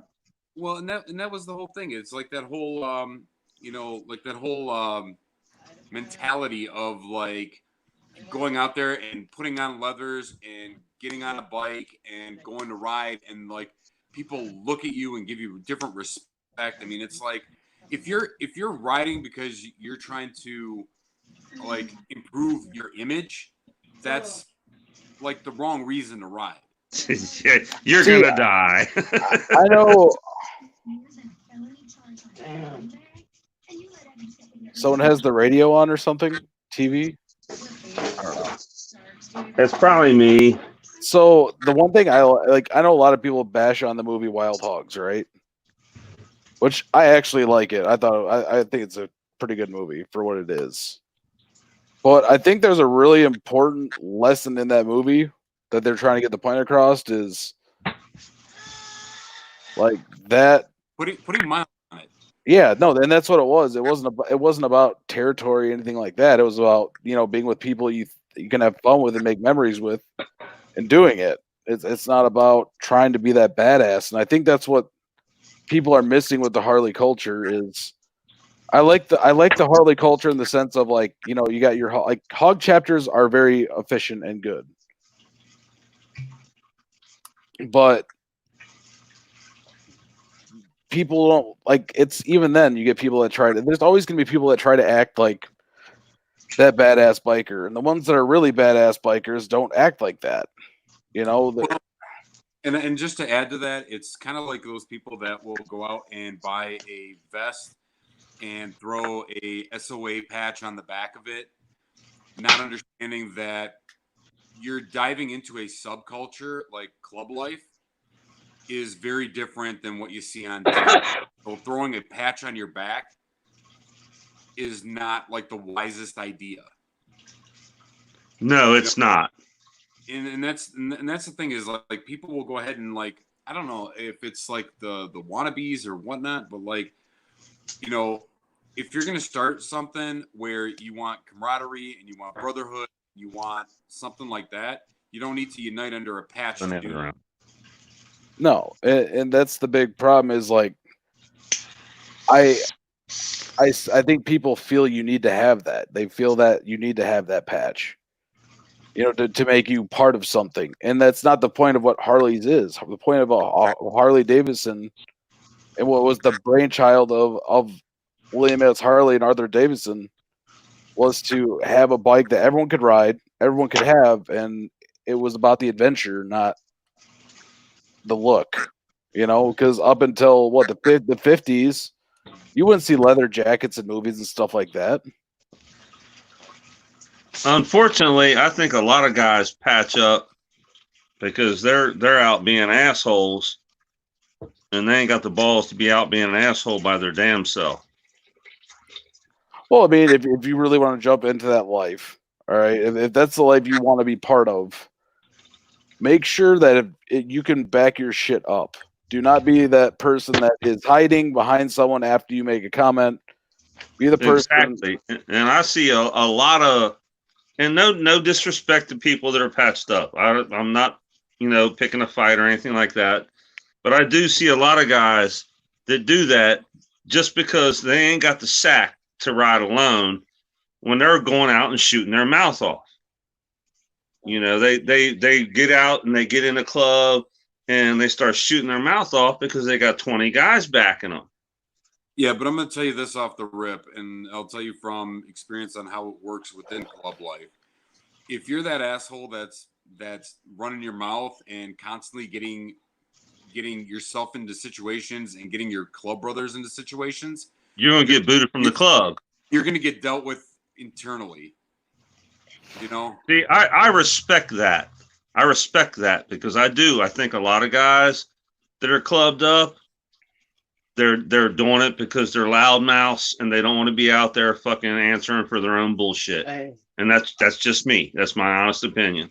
I got no disrespect for guys that are legit and just normal guys, man. Just normal guys. I respect that.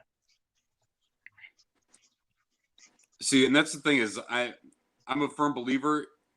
What like me with the patch, me without the patch, I'm the same person.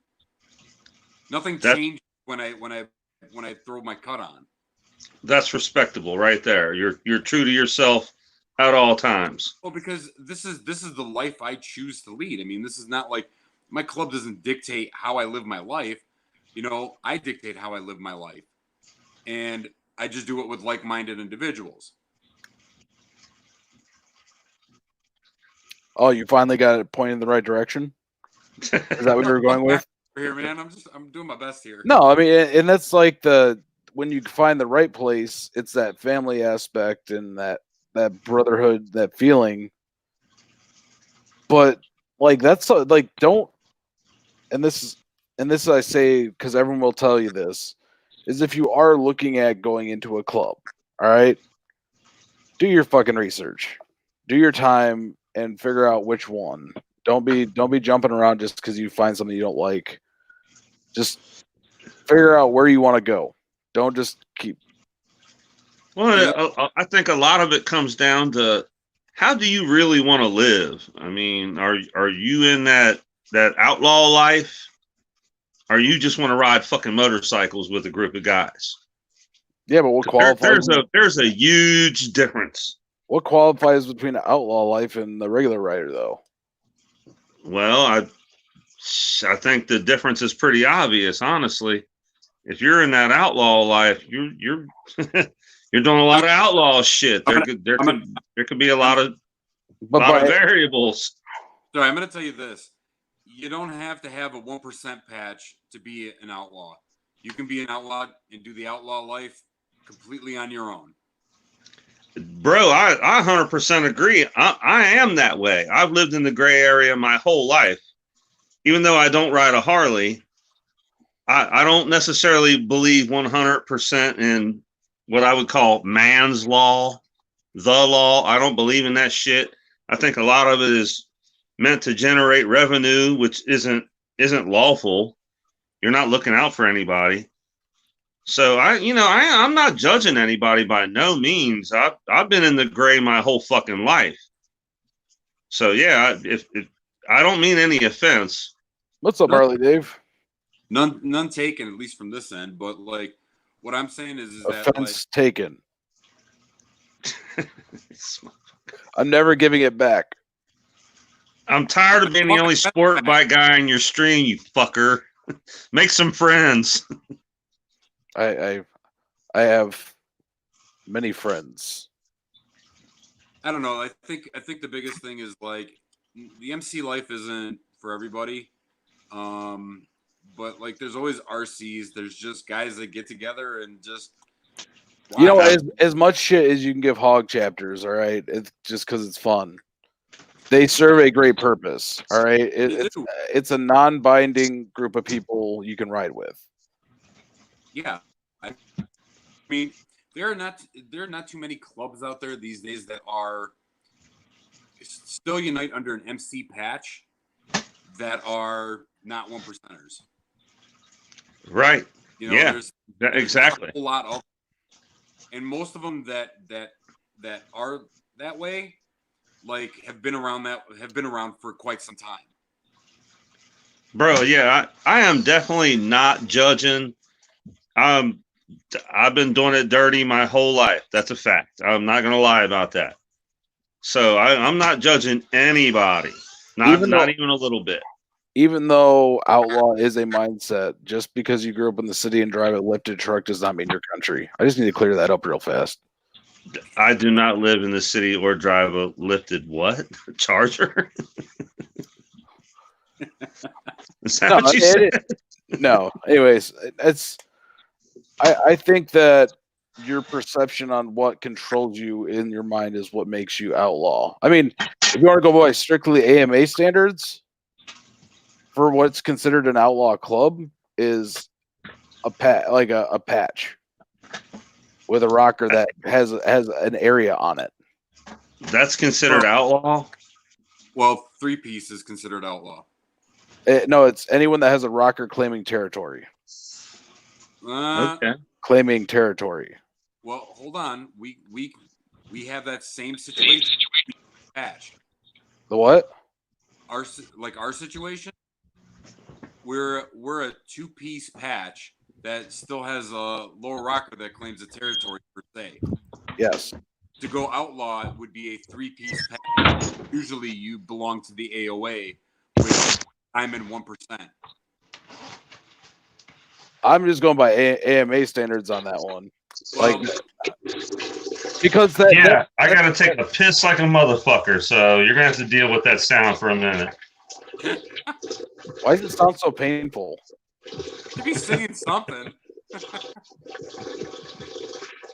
He's got his There we right go. spot. That's content, bro. This is what an old dude piece sounds like. It's slightly. I'm not that fucking old, you fucker. Yeah, what I mean, the hell? He said, "This is what old dude P sounds like." What a dick. I'm not reading this out loud, but I'm just gonna let this, just pop up. Yeah. Just kind of. There we go. That was a good one. But I mean, I'm gonna throw this out there. Just a quick comment to Harley Dave there. I belong to a MC only page on Facebook, and let me tell you, the largest amount of memes that come up in the negative statement are about the Iron Order. Just throwing that out there. Who the fuck is the Iron Order? Don't worry about it. Anyways, not on this live stream. Anyways. Okay. No, so I mean, with what you're saying, like that, that 3-piece only came around in like the 80s, right? No, I want to say that it was earlier than that. The 3-piece with the cube was like the 80s. So are you guys in the same club? No. Oh, okay. For whatever reason, I kind of thought you guys were both rocking the same colors. I don't know. I think I rock black, white, and red. Right on. He said, "Right on." No, you guys worse in my hands. 20 seconds. Chubb said, "Yeah, you be lost on all this talk." So we're kind of defining for people, I guess, really at this point about kind of how you want to classify. Well, I guess AMA standards, how you classify what considers outlaw and what doesn't. I mean, as having one of the oldest patches in the United States, I feel like it qualifies as before this whole 3-piece thing was even an item. I mean, here's the thing. I think it boils down to Harley mindset really kind of like took off more so, I want to say, in like the 60s and like 60s and 70s, where there was just a lot more like you just happen to have a Harley-Davidson and you happen to be, riding with like-minded individuals under a patch. I mean, like that's the thing too, is you'll find is most of those 1% clubs are started by veterans back in the day. So not to interrupt, but are either of you in a 1%er club? No. We've been over this. We're in the same club. Yeah. I thought you said y'all were not in the same club. I think you need to keep washing your hands. Man. Motor Trucker TV says there are 1% clubs that don't do illegal felonious shit. They make an obvious effort to commit misdemeanors. All right. I just want to throw this out there. Just because you're in a 1% club doesn't mean that you are a felon or you commit felonious acts or you do misdemeanors. At the end of the day, in any club, you will have people that will be the what you want to say, the spokesman, and make it seem that way. Because I know a lot of outlaw clubs and I know a lot of guys in outlaw clubs that are not anywhere near that.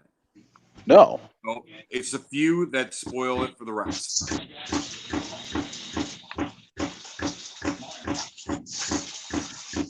And do that out there. Aren't there clubs that strictly ride sport bikes also? Yes, there are. And in our area, we've got Bluestone MC that all they are sport. They're sport bike. I've done a lot of work with a couple of them to extend swing arms and stuff like that over the years. But I can tell you, they're exclusively sport bikes.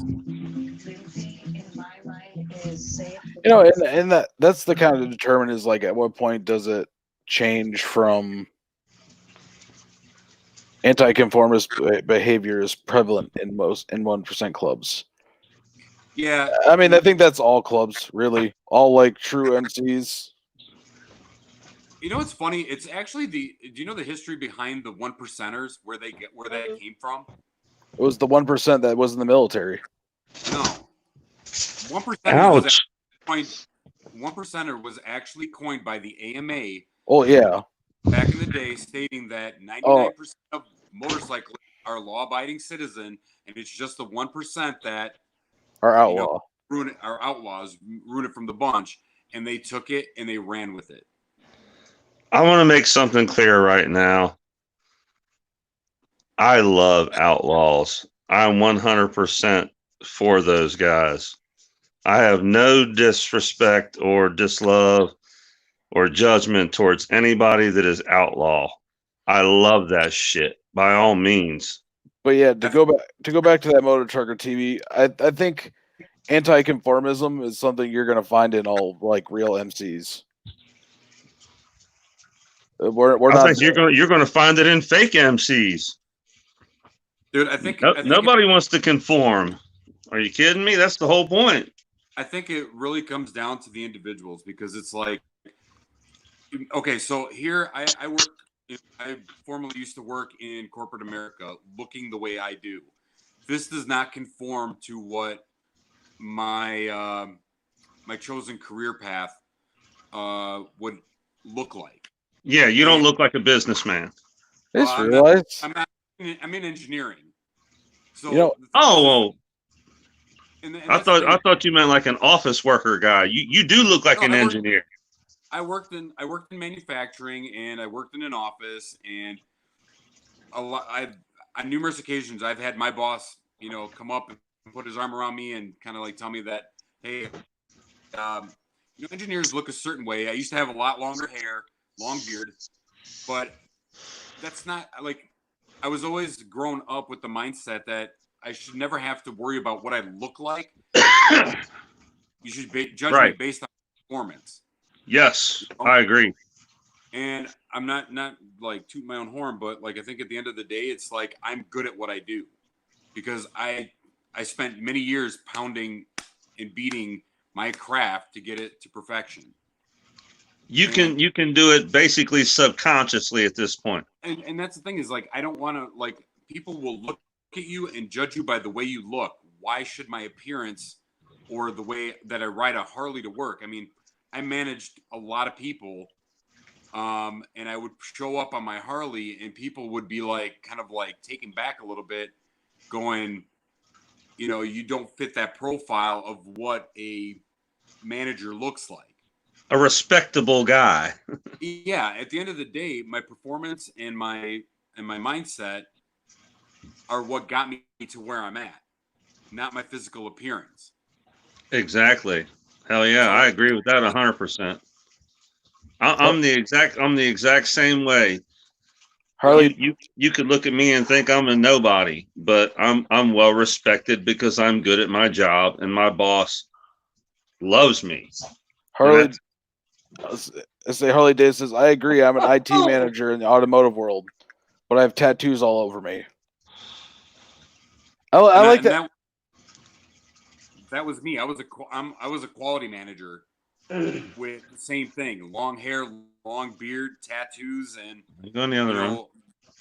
What actually I like the fact that we're starting to break the mold. It's now more common that you have tattoos than if you don't. Now it is a lot. It's a lot more mainstream. You're right about that. But for that, you know what? Honestly, though, going back to what we were talking about earlier, along with that, is like the judgment we get for. I mean, let alone riding on a Harley. But actually having a patch on, like I've seen parents that really like I guess Sons of Anarchy and shows like that really derived on ignorance because people see that and they're like, "Oh my God, stay away from him!" Like I've seen parents shoo their kids away from me, and then the kid they're gonna snatch my kid and rape my wife and beat me down in the parking lot. And then their kid wants to come look at the bike, and I was like, "Hey, you want to sit on it?" And they're kind of taken back by that, and it's because I don't think that because you're a decent fucking human being. Yeah, I mean, but it's awesome to like, have those interactions with people. Yeah, hell yeah, man! That shit is all stereotyping. It's bullshit. And that's, I mean, I got my ridiculous helmet. I love my helmet. I love Toothless V2. Any kid that wouldn't be attracted to that crazy fucking helmet, there's something wrong with that kid. Because if I was young, I would just be like, there's a fucking spaceman in the parking lot riding some two-wheeled crazy fucking thing. I gravitate straight to that guy. Yeah, I mean, even Moto Target TV, I agree with that. He's like the judgment sucks, but also absolutely exists. It does, and I don't know if that's just attached to Harley or if that's something that's going to be attached to the Harley lifestyle. Because I mean, I've seen people that are not riding Harleys and they still like Indians or Victories, and they still have like that Harley guy look. They still love Harleys. No, they got their Indians. I mean, they love their Indians or their Victories, but it's weird just the judgment that people have, and it's because of things like Sons of Anarchy that you get that whole holy shit, that person can be a bad person, and it's like we're all just normal human beings, like, but you're looking at us like, well, and it's like was said earlier. There could be a whole swarm of crotch rocket guys that are down and dirty. You know, outlaw bikers ain't all on Harleys anymore. You know. No, but if you go to like if you're in a parking lot though, right, and a parent looks at you and sees some dude in all of his sport bike gear versus a dude looking like me, or like with the leather on and all that kind of stuff. Automatically, they're going to be like, "Hey, if the little kid wants to see the sport bike, just go ask." But if the guy they see the Harley, it's like kind of apprehensive. That is true. Unfortunately, with the helmet off, I look just like you. But you're right. At a glance, they would feel that way. I've seen that. Santa on a sport bike. I think we've all experienced, like, especially if you kind of like look the part. I mean, sketchy is sketchy. I'm not gonna lie. Like, I look like this for a reason. Thank you, Chubbs. Thank you. Like, I like the way I like the way I look. I enjoy having a beard. I enjoy my tattoos. I enjoy the piercings. These are the things that I am into. And the funny thing is a lot of people have like met me and have looked at me and said, initially, your appearance and your personality don't mesh because they think that because that I'm rude, that I'm hard, that I'm whatever. But like, I'll go out of my way to help people, on the street. And from previous live casts, you've said that like, trying to help somebody and they only roll down the window this much. I mean, I've been there and done that. What does a good person really look like?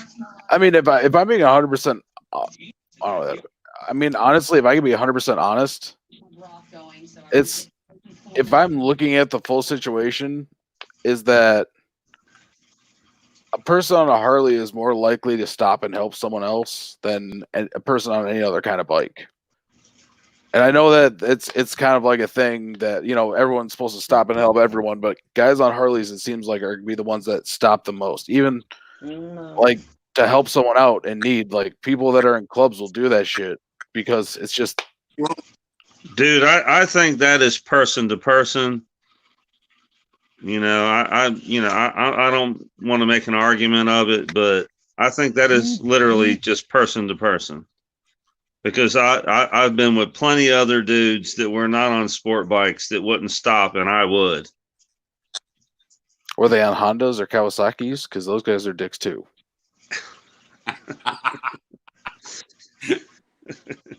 I love you, man. I don't know. I think at the end of the day, I'm agreeing with Chubbs. I mean, it's up to the people. I mean, the people are who they are. Like I stop. Yeah, it doesn't matter what name is on your tank. You're gonna stop or you're not. Well, yeah. Stop and think about it like this. Anytime there's charity events and stuff like that, especially when it comes down to like the motorcycle community, the biker community actually is very supportive of the areas that they're in. They do a lot of charity rides. They do a lot of fundraising. I know, like, our club does a lot of fundraising. But you don't ever hear about that on the fucking news. It's never no, like... you don't. You hear about the indictments. You hear about the worst of the worst in the clubs. Not around here. Yeah. We hear about a lot of bike rides. I would say, do you know how much money, like, the Hells Angels, the Outlaws, all of them have, like, raised for charity? Like, my wife was just saying the same thing. Yep. She can hear us talking, and she's like, around here we have a lot of charity rides. You can hear me talking. Let the voice caress you. Yeah. No, I mean, you're right, and it's, I mean, in my personal experience, it seems like I see you in here. Not that one. I always stop. I've always been in a Harley. They ask me about my vision. I just smile. Hey, Norseman. He's a leatherneck. Right on. He's got a really nice victory vision. But no, I mean, in my personal experience, from what I've seen, and I don't know if that's just someone who doesn't have the tools and stuff. I mean, yeah, as a moto vlogger, people always stop, just because like that you're kind of enticed at the same time, not just for like action. Because like the problem is you'd be that person I would normally stop anyways, but people are like, well, you just stopped because you're on camera. Well, my personal experience, I stopped at 3 fucking wrecks, and only one of them was a Harley wreck. And it was the worst one I ever seen. It's because the welds suck. Wow. No, it was because it was an inexperienced Harley rider. There's a lot of those. Yeah. A fucking car. I've seen someone hit a parked car. That was pretty funny. Like, well, it's crashing. It's funny, but it's not funny because it hurts. No.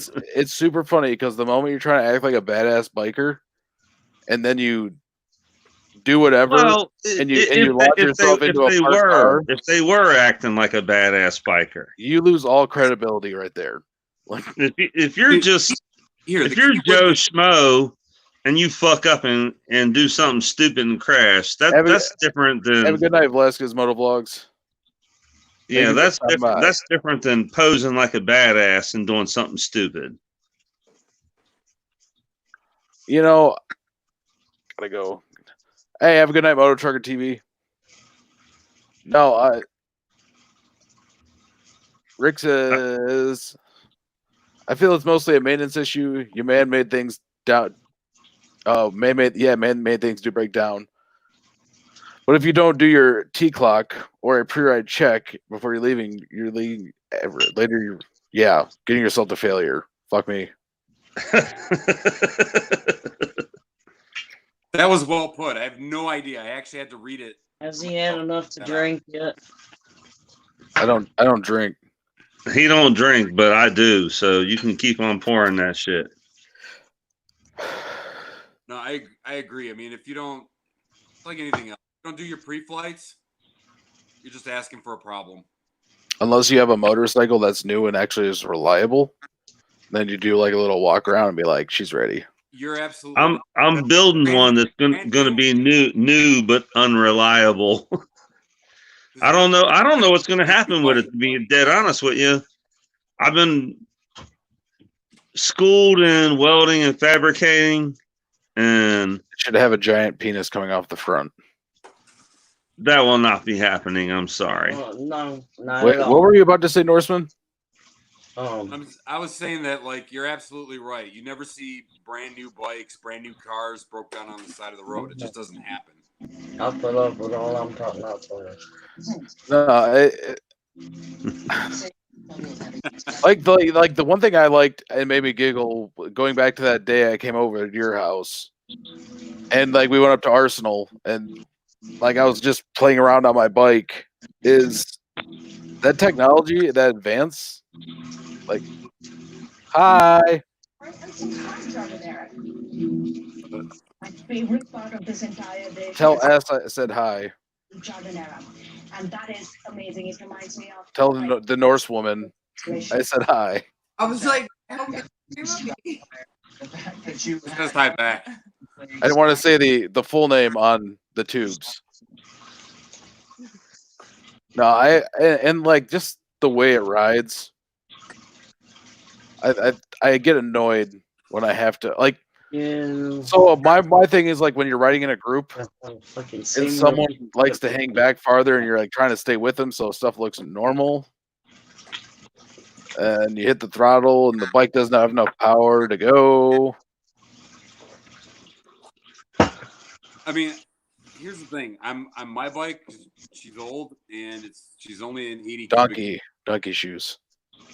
But I'm gonna tell you this: it's like when you're pack riding, you just partner up with somebody that's got this similar. You found it and didn't say nothing. I thought that was the point. I don't think I have. I don't think there's anyone that has like similar. Well, just don't goose on. I think I literally have at least 11 cubic inches over any other motor. At minimum. I believe you're right. Right. I'm sorry. My wife is fucking with me big time. No, I really would like to. I don't know. It'd be cool to build an old motor just to like play around with it. Because I think anything you build, just build is cool as fuck. I don't know, but like my Heritage is cooler fucking than anything else I've seen built. In my mind, I guess it's perspective. Well, that's also because you haven't built anything. I mean, I built cars. I understand that, but like when you build something for like when you build your own bike, it doesn't matter if it's like it doesn't matter what it is. It's just there's something about it. I know there's a whole built not bought debate and all that kind of stuff, but like if you buy and customize it yourself or like add power to it and all that stuff, is that really just bought? Or yeah, I mean, you always see. No, I think. Just because you didn't turn the bolt yourself doesn't mean you didn't make it your own. Yeah, and I don't know. Every time I get on my Heritage, it's like riding the bike for the first time. It really is. Like, and that's what I love about it. Is finding a bike that every time you get on it feels like the first time you rode it and keeps you going. You influenced it to make it your own. That's the point. Yeah, but like I've never. I don't know if you guys have ever had that before, where it's like you have a bike where every time you ride it feels like the first time, and you still have that fun, that smile on your face. Every time I fire it up. But like, that's another hard part too. Is like you have to have a fair. I have seen so many fucking like I fucking hate the Street Glide. Sorry, I had to say it.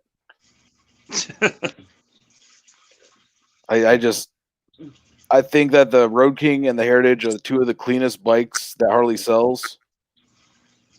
And I think that it's annoying as hell that there's the freaking like fairings on these bikes that all look the same. I don't know. Everybody's got their own opinion of their shit versus everybody else's shit. That's everybody. Everybody. I know. It ain't racism. It ain't motocism or whatever the fuck that's. What else would you call it? Is that a Patrickism? Yeah. Yeah, there you go. Thank you. He says he feels like his Road King special. Creation feels like it's the first time always. And Chubb said finding a bike like that is hard. It's I don't think it's so much that it's hard. I think it's just your perspective of your bike, and do you always feel that energy? And I know I felt that when I got my bike the first, but now when I look at my bike compared to where it started, yes, like it's a freaking savage. Like my Heritage is probably one of the cleanest freaking Heritage Softails I've ever seen. For like the 18 Maybe and up, I'll still be. people still want to cholo. I don't know why you buy a Heritage and cholo it out. Like, Heritage. I mean, but here's the thing. I'm not giving you your attention. If that's what you want, that's the thing. That's the beauty of it. It's personal. It's what you want. You know, it's like I never thought in my life I would have like a bagger, for one. And number two, that I would put crutch bags on it and pizza box on it, bearing on it, and do all these other things. But like, my style, I went from bobbers to, you know, and love the bobbers, love the baggers, but it's a personal preference. So Chubb says mine looks like pretty much like yours, lol. I don't think you've seen it lately, Chubbs. I cannot wait to unveil the Heritage back to the world, but there's quite a few changes that have been made. And she looks a lot different now. The Norseman's seen a picture of the front of the bike. It's going to be pretty. I'm not going to lie. It is a beautiful. Oh.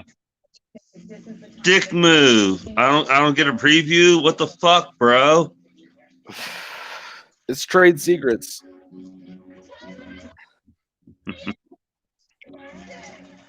That's why I got the Heritage. Okay. It's cool as hell.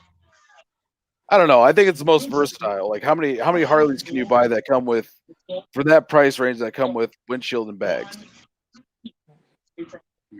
$50,000. I should just freak the whole world out and buy a Harley. Honestly, I could see. So we're buying a VMAX. I could see you riding like. I mean, I can't. We're buying a VMAX. I am buying a VMAX. Oh, she's turning the TV off and everything. You don't think I saw what happened? We're buying a VMAX. You didn't see shit. Oh, yeah, I did. What? I saw that love peck. I saw that kiss. He was begging. We're gonna say I love her. I mean, I know you do. I love her too. She's like sister, family. You're my brother, anyway. So fuck it. I am buying a VMAX. Gay. You're gonna get a VMAX? Oh shit. Okay. Dude, get a VMAX. They are. Okay. No, dude, don't buy if you're gonna buy a bike like that, get a Triumph Rocket 3. Get a VMAX. Get a Rocket 3. It's a 2000 cc fucking motor. VMAX. I don't get a VMAX. Get a Rocket 3. It's actually 2300 cc's. So the fastest. I don't want. Bike there is. Why is my wife interrupting the stream? Calm down. Listen to me. I gotta control my woman. He's like, calm down. Thank you. Thank you. I've seen a few things. Thank you, sir. With the helmets that have everything with the heads-up display and everything, they look freaking awesome. I don't know, like how functionality from that aspect, but like it looks. The host has unmuted my mic. So I'm with the Northman on that one. Is if you're looking for a new helmet, I honestly do recommend the Bell SRT, and they have the modular version. I know you like the modulars. 100% do recommend the Bell SRT modular helmet.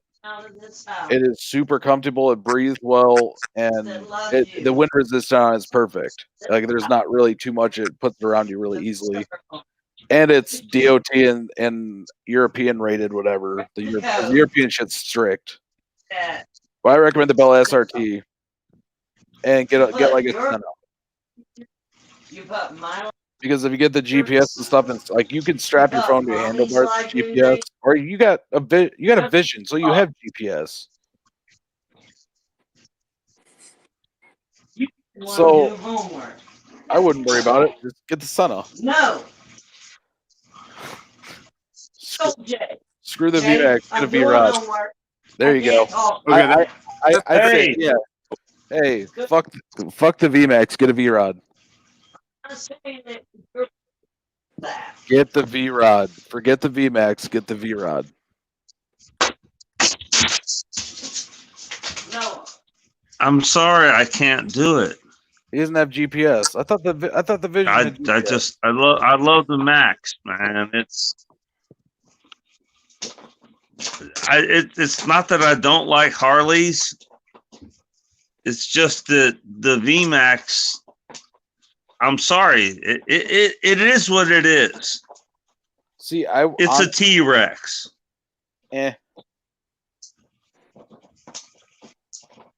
It's again.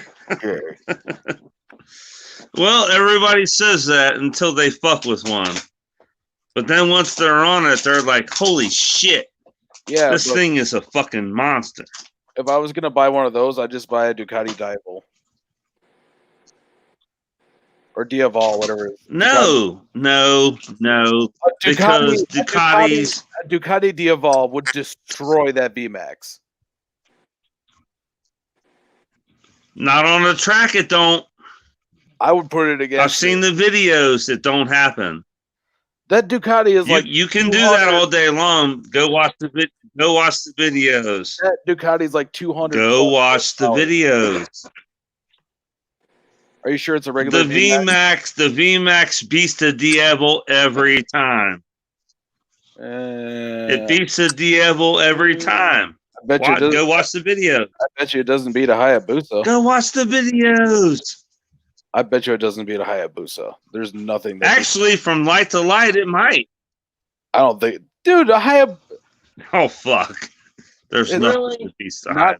Not a stretch swing arms Hayabusa. A normal Hayabusa. I ride an 1100 Ninja, 1,052 cc's. That's what I ride. That's my ride. 1,052 cc's. Wow, mine's like that's my ride. Mine's 1976. And I don't let it go soft. I am still my yeah baby MT10. Okay, so we have a new consensus. You need to get the MT10. I could see that. MT10s would be a nice bike. I don't know, man. Like, I don't think I'll ever get another Harley, but I might find some like cheaper. They are nice. I think I want to find some older bikes and just like have a garage full of, like, honestly, once I get a house, I'm just gonna find like old junk bikes. Jamie Max with another $2 super chat. V-Max is super badass. I've seen Ghost Rider too. That's okay. You know what? I'll get the V-Max just for that comment right there.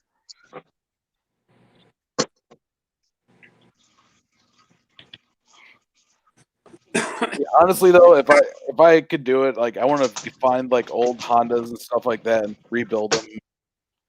Just have like a garage full of different bikes, so you can pick one for every different day of the week. Because I'm only required to own a Harley. It doesn't say I have to ride the Harley.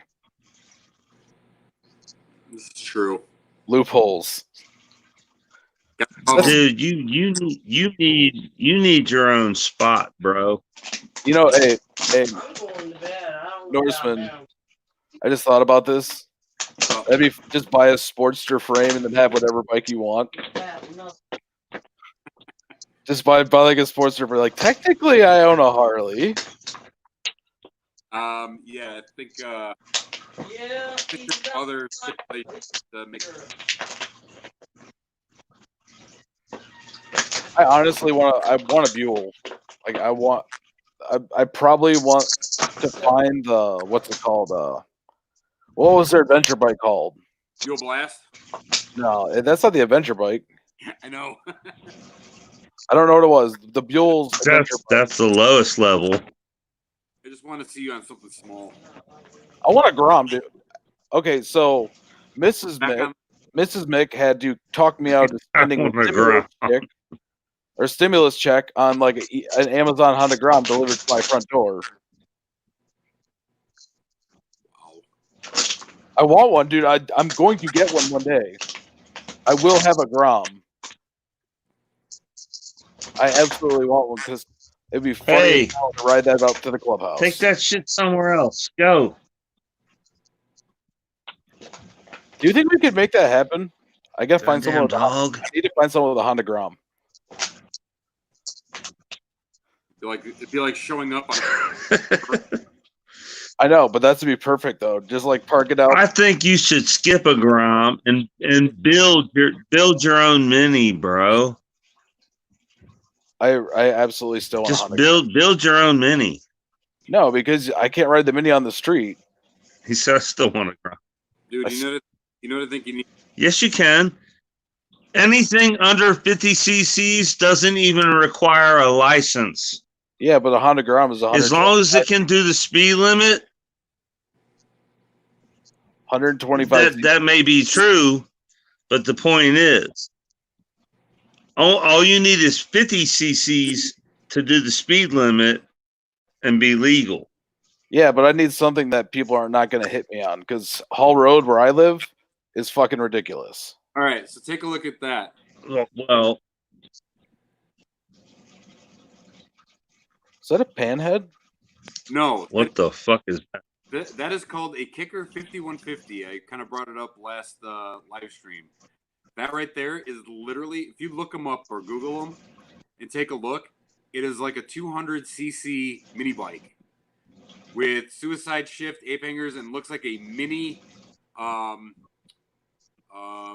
like a mini bobber, if you will.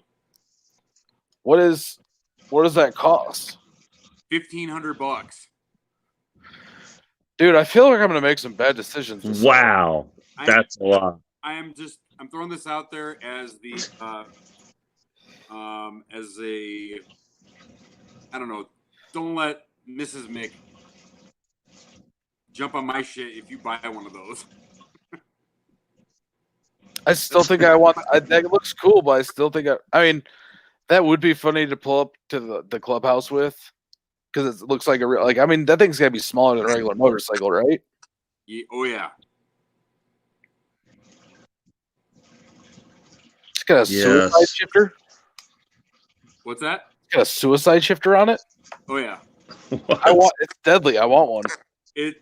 Probably. If you look up YouTube videos on the Kicker 5150, you will actually look at that and go, I want one just to have. Oh, damn it. My phone's about to die. Was that Kicker 5150? Oh, shit. Yeah. And they're fully customizable.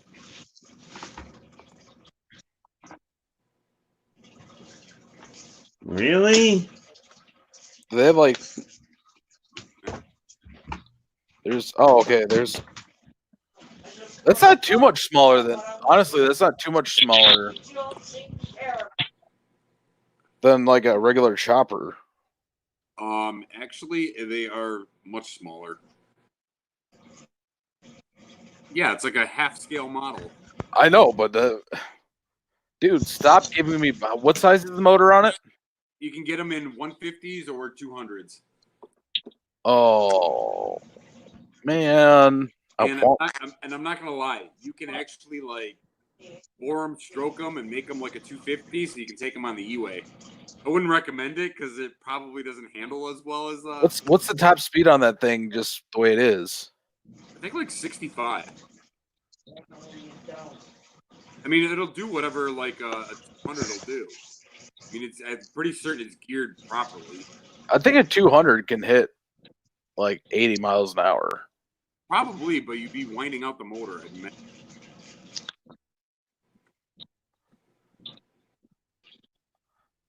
It's actually it's pretty cool for like a I may have to get off here. My wife sounds a little pissed.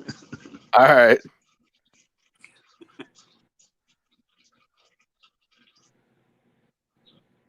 Is he gone? Where'd he go? Oh, he's glitching out. Like it looks like he's still there. I don't know. It's tripping me out. That would I don't know, man. I think the Honda Gram would be funnier. I mean, it would. Are we all here still? We are. Hello? Testicles, testicles. 1, 2. Whoa. What just happened? I have no idea. The internet in Ohio is slowing down. I don't know. So what's the most ridiculous and outrageous bike that we could get that you'd want? Honestly, back in the day, I saw I think it was called a Riley. It literally looked like a Fat Boy, but like almost like a pocket bike version of it. I mean, literally, I'd be riding it like this. Worth it. You know what? I've always wished I could take a ride on that Chrysler Tomahawk. Wish that would have became a thing. That would have been sweet. I wonder how much that thing would cost, though. I mean, because it'd be cool though. It'd be like because they had working versions of it, and a couple smart hillbillies could build something real close that you can enjoy. But yeah, it's just like 2 or 4 wheels strapped to a V10 from a Viper. How could that turn out bad? I mean, if I was gonna do anything, to where like I don't know, I'd probably get a drift trike. You know, actually, they have a real working version of Batman's bike, so yeah, I'd probably get one of those. No, I'm thinking like drift trike. That just looks like a lot of fun could be had on that. Can we make these? Is this something we can make? Yeah, you can make them. You can buy it. You can buy the kits. How much are the kits, though? Like $1,000. Can't be. But here's, you can buy it. You can actually buy blueprints and weld it up yourself. It's not that difficult. Pick a side. You can't be all good and you can't be all bad. Jiggy Fly, I also agree. All right, guys. You out of here? I gotta step out. For a minute. If y'all are on, I'll come back, but I gotta step out for a minute. All right, man. Peace, guys. Later, Patrick. Later. Yeah, so I'm gonna put what that link is I'm putting in the chat right now is if you want to jump in, join in, talk about something, start some shit, we can do it. I definitely would. I don't know, man. I start thinking ridiculous bikes that I would just like to ride because my one bike I really do eventually want to get is a Ducati Hypermotard. Definitely want one of those. Yeah. Well, like besides that, I want to find. I mean, that'd be cool as hell to be able to have like a bunch of old bikes that people didn't want, get them running. You know, get them for really cheap. Because I know it was like me. You know, it's like I've always wanted a U-Haul. You know, I wouldn't mind having like just like a bunch of like older, different style bikes. I mean, at some point in time, I wouldn't mind having like one of each of Harley's motors. I think that would be pretty sweet. You know, At one point in time, I actually wanted to take I wanted to see if I could find like a basket case, pan head, shovel head, knuckle head, iron head, and actually like get the motors and like clean them up and put them together and make coffee tables out of them. I would just fix the motors and have 5 more motorcycles. Yeah, the only drawback is finding parts. Yeah, I mean, I know Harley still has the stuff for a lot of them. I don't know, man. I can't even get a replacement M&M fuel management system for my bike. So, Or he's going to do like a Thundermax on it. eventually, I'm gonna wait till this thing dies, and then I'm gonna see if I can. I don't know. I'm debating. I'm trying to see if I can find a 96 cubic inch when I'm ready to like replace this 80. I think I want to go just a skosh bigger, but I still want to stay like Evo. Yeah, that's right. The last year they had the 96 Evo. I just gotta find one. Yeah, I mean, I think that's a good. Why don't you just go with the jug kit on it for like S&S? I mean, I would probably what I'd sooner do is actually just do just a full swap instead of like just tearing the motor out, rebuilding it, boring it, stroking it, and putting it back in. I think I would just rather just like take something out and just replace it. No, I was saying like the bolt-on jug kits they have for that thing with heads and stuff. It could. I don't know if you get as much performance. I mean, I don't know. I would rather have something that's probably more so like just put a crate motor in. now what crate motor would you go with? I don't know. Like for the longest time, I was thinking about a RevTech 100, or I think S&S also makes a 96. Just buy a crate motor and just throw it in. Not find one that might be used or something like that, or Either or. I mean, it all depends on how much. Price is gonna be a big thing because, like, I only paid like $6,000 for this bike, so dropping like $10,000 is just not my idea of like fathomable. I don't mind putting in, like, obviously I don't mind putting in the money into it, but the problem is like if I'm gonna go that route, I might as well get like something newer. It's a 97, yeah. So at least at least bump myself up into the 2000s. Yeah. Chubbs says, Mick, you need to put a cam in yours. It's awesome. Chubbs, what cam do you have in your heritage? I'm actually intrigued by that. And Jiggy Fly says, ever watch Hunting Harleys? It's a YouTube that buys and sells panheads and knuckles. Huh. I have not. I'll have to check that out. I think I want to do is find like the cheapest Harley, like, and buy it. Could you imagine getting like a Harley for like $200? Just finding one that runs maybe not well.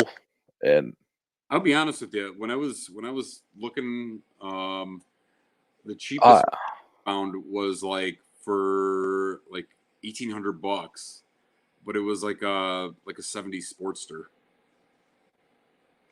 That'd be a nice bike. So Chubb says he has the S&S 475 in his bike. Actually, if I do that, I'm putting the 465 in mine. Because the 465 is a more broader cam, and the 475 is a very torquey cam. But the 465, I rode a 107 with the 465 in it, and that thing put me back. And like it was a 107 that just had a cam in it, and it felt like my 114. That's why I got the 465. And the nice part about having an Evo or Milwaukee motor is you only need one cam. Yeah. I think Andrews makes a for my bike. It would be like I think an EV 27 that gives me like a lot more. It's a bolt-in cam, doesn't require any head work. I want to get in there anyway because I want to change out. I still have the original camshaft that is epic for failing because I think it was like a plastic. It was a plastic cam or a plastic cam bearing, and if I change out the EV, it would give me a little bit more in the mid range where I do like my most of my riding. And it's complete bolt-in. Yeah, that's the 465 because what's going to happen when you put the 465 in, it's going to kind of level out the horsepower and torque. It's and that's where the benefit comes in is where you want that mix in there, and it's like if you have a cam you've already got the torque in the motor because of the lift of it, you're going to want to go with a bigger cam that can help loop it. So that's why I like having that mid-range cam with the 465 because it levels out power. Yeah.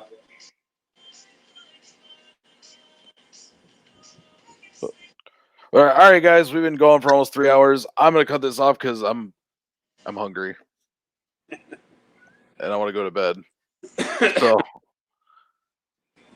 thank you everyone for coming in and being part of it. Thank you to everyone that did super chats. That was Outback Outlaw and Jiggy Fly. And tune in next week at the same time for the live stream and pay attention this Tuesday around 3 o'clock for my video. And as always, I hope you guys have a great day, evening, night, morning, afternoon, tea, brunch, lunch, nightcap, midnight snack, crumpet, McGriddle, bacon sandwich. And remember to always ride for freedom. End conversations.